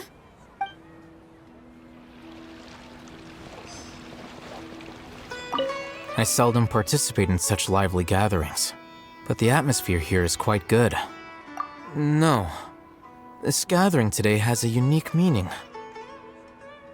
The Grand Bazaar is lively because the people here feel happiness from the bottom of their hearts, unlike the farces at the Academia. That happiness is an emotion that'll be forever alien to those bookworms who have driven themselves insane by studying. I seem to have taken both keys when I left the house. Oh well.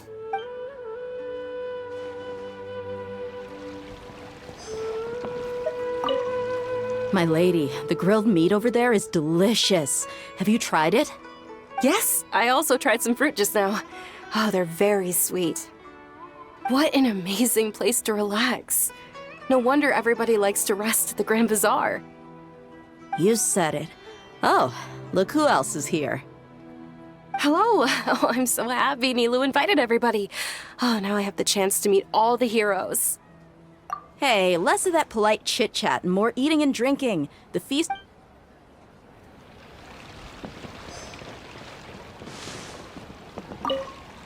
The atmosphere here is good, and everything is delicious. Yeah, I don't often come to such places, but it feels quite good. I have a lot to handle these days. Otherwise, I could show you around. There's always next time. We're friends after all. This feast is pretty good. I like it.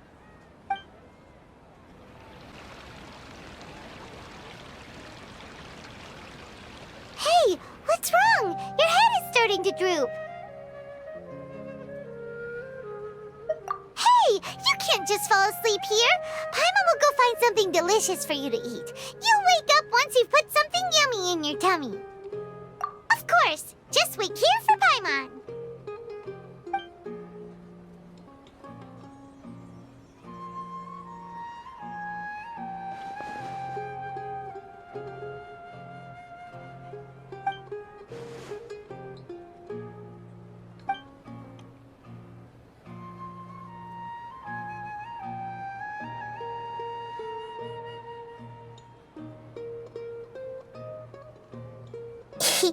It's me.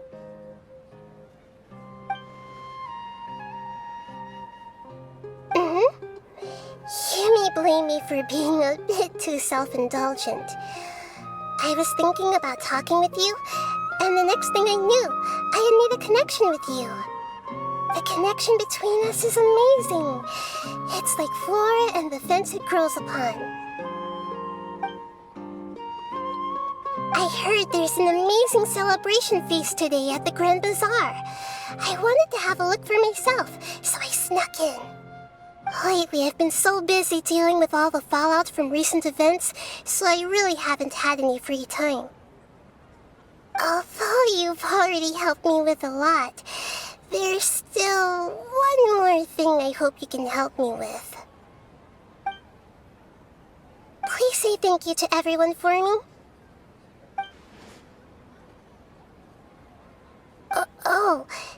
Is it not convenient for you to do that for me?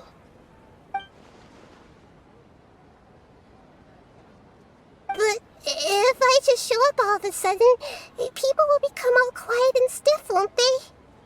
What if I end up scaring them and ruining this wonderful feast? That'd be the last thing I want.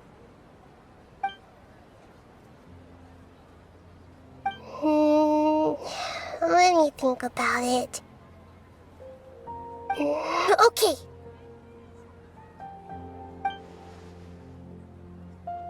Yes, I have.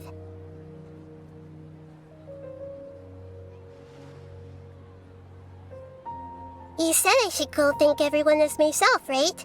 So... I've decided to borrow your body for the time being. Please don't blame me. The floor also climbs up to the fence to get closer to the sky.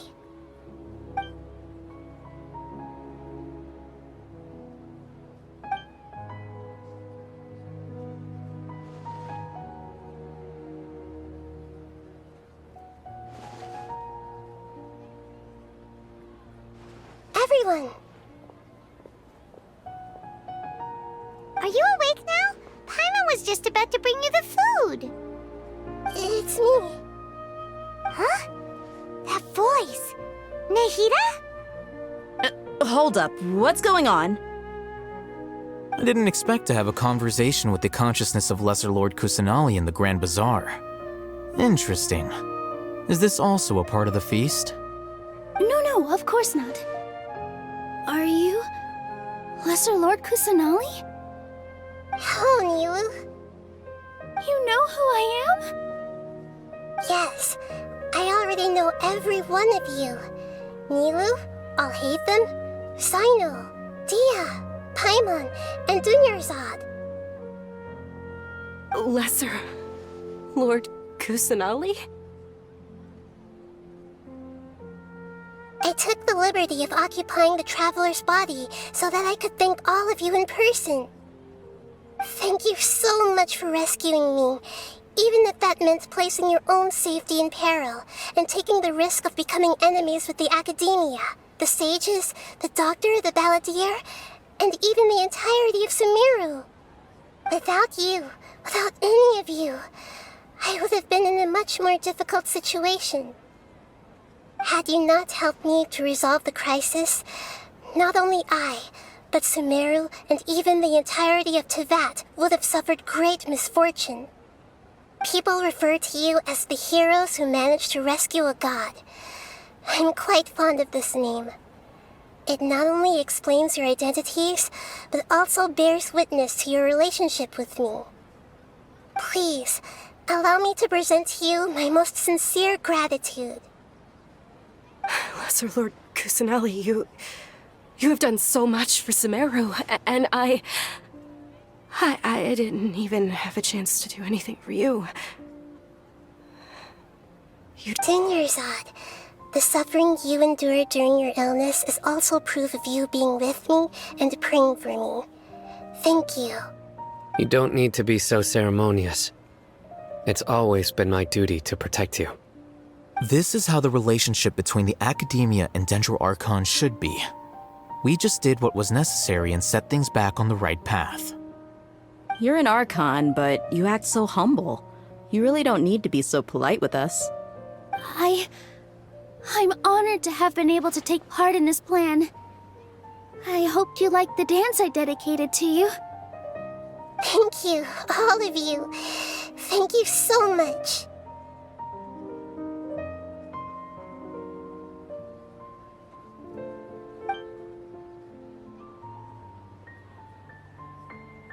Yeah.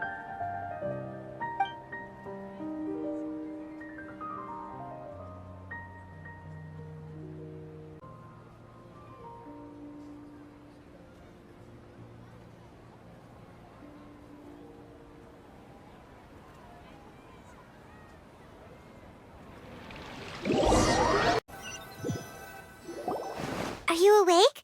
Did you rest well? After Nahida left, you ate a lot of food. You've become a glutton. That just means you still have a lot to learn from Master Paimon, the sage All right, since you're awake now, should we go and have a chat with Nahida? She should be in the academia right about now. If you have any questions, now's your chance to ask. Nahida! Hello, Traveler and Paimon. What a fantastic night. I'm still immersed in all the happiness and joy, like a candle floating on water. So are we, and that's why we're here to talk with you. Is there anything you want to know? After recent events, the Akasha can no longer function as it used to. I've given it some thought, and have decided to shut it down permanently. But this is definitely not a bad thing. Even from the beginning, I've been planning to shut it down. The Akasha's centralized administration of knowledge has always restrained people's curiosity and curtailed the number of paths available to them. I don't think this is good for Sumeru. Although people may initially feel a little uncomfortable with the loss of the Akasha, they will soon understand that this life is more suitable for them. And as for the future of Sumeru, I'm preparing to regain control of the academia. The former sages have received their punishment, but the new sages have yet to be selected. I will oversee the process personally. I hope that the new 6 great sages will be more focused on academics. Sumeru needs such leaders more than ever. The other big issue is the people of King Deshret.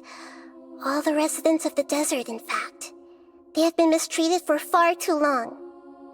I've already taken some measures to address this. It will take some time to rebuild everything, but no matter if it's culture, friendship, or trust, we will rebuild it. You mean, what happened after the doctor put you to sleep? You guessed correctly. The top-ranked Fatui Harbingers, up to number 3, possess power comparable to that of gods.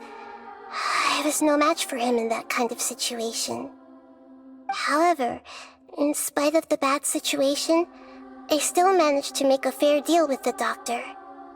I'm sure you remember the entity that changed your fate, the Heavenly Principles. In fact, the Heavenly Principles has been quiet since the Conria disaster 500 years ago.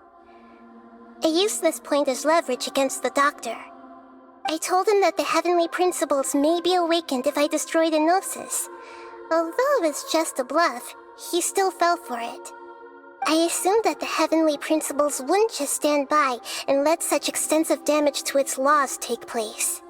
And as for what I exchanged for the Gnosis, the exchange served as both punishment for the doctor, as well as a boon of new knowledge that I couldn't refuse as the God of Wisdom.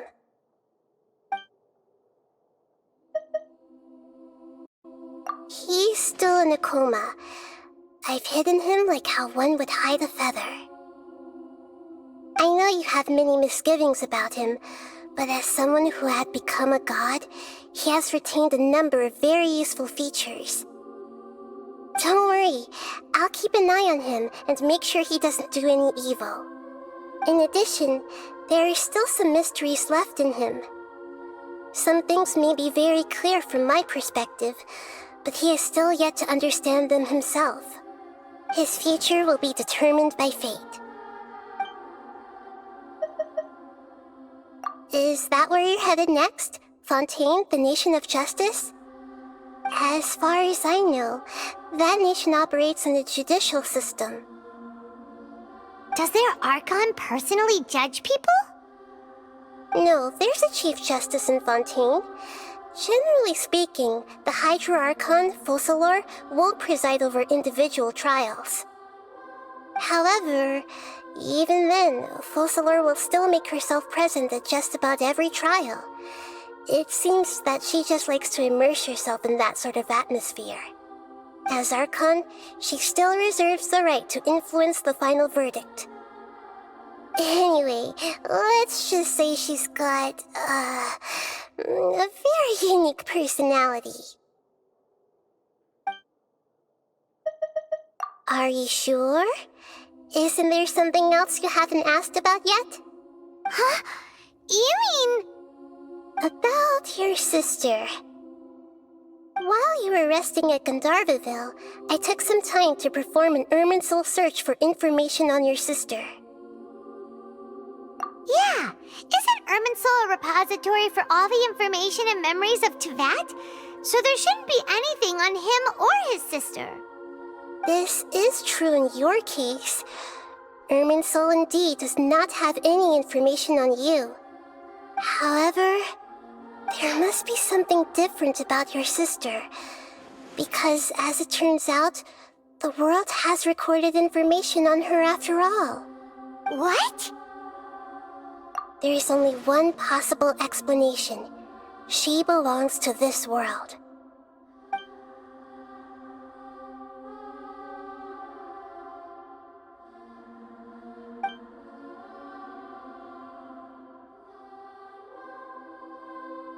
But nothing about this makes any sense! Wasn't this your first trip to Teyvat? According to the records I was able to access, your sibling suddenly appeared in Conria. After the Conria disaster, she began her journey through the 7 nations of Teyvat. But just as her journey was about to reach its conclusion, the Irminsul records on her suddenly become fuzzy. What do you mean, fuzzy? Did something happen to her? All I know for sure is that somebody, for reasons only they can know, is deliberately obfuscating her fate. And whoever it is, if they can do that, who knows what else they're capable of. But even that wouldn't explain how she somehow comes from this world. Something else I noticed was that according to these records, the Fatui have not classified your sibling as one of the Descenders. What's a Descender? Paimon's never heard of it. Look, I'm sure you must be curious about the information I received from the Fatui in return for my gnosis, right? A very important part of the intel was about this world's Descenders. External beings, ones that don't belong to this world. Traveler, you are Teyvat's 4th Descender. Huh? So the Fatui count 3 other Descenders before the Traveler, and his sister isn't even one of them? That's right. My current hypothesis is that the first Descender was likely what we now call the Heavenly Principles. As for the other Descenders, I still need to verify their existence. It could take me some time. Paimon's head's about to burst from all this crazy new information. And yet, even knowing all this, I'm sure you must still have a lot of unanswered questions. I must say, I truly regret that I can't help you more as the God of Wisdom. There are many questions in my heart as well. I will need some time to go through each one of them. And soon, you'll also begin your journey anew and depart from Sumeru. I'm very interested in your future. It's a journey that can't be observed or recorded by this world. If fate is the ultimate knowledge, then your future will be the ultimate fate. Paimon's sure glad we got to meet you, Nahida. The pleasure is all mine. I can't thank you enough. Alright, that's enough talk for today. If you ever miss me, just close your eyes, and maybe I'll appear in your dreams.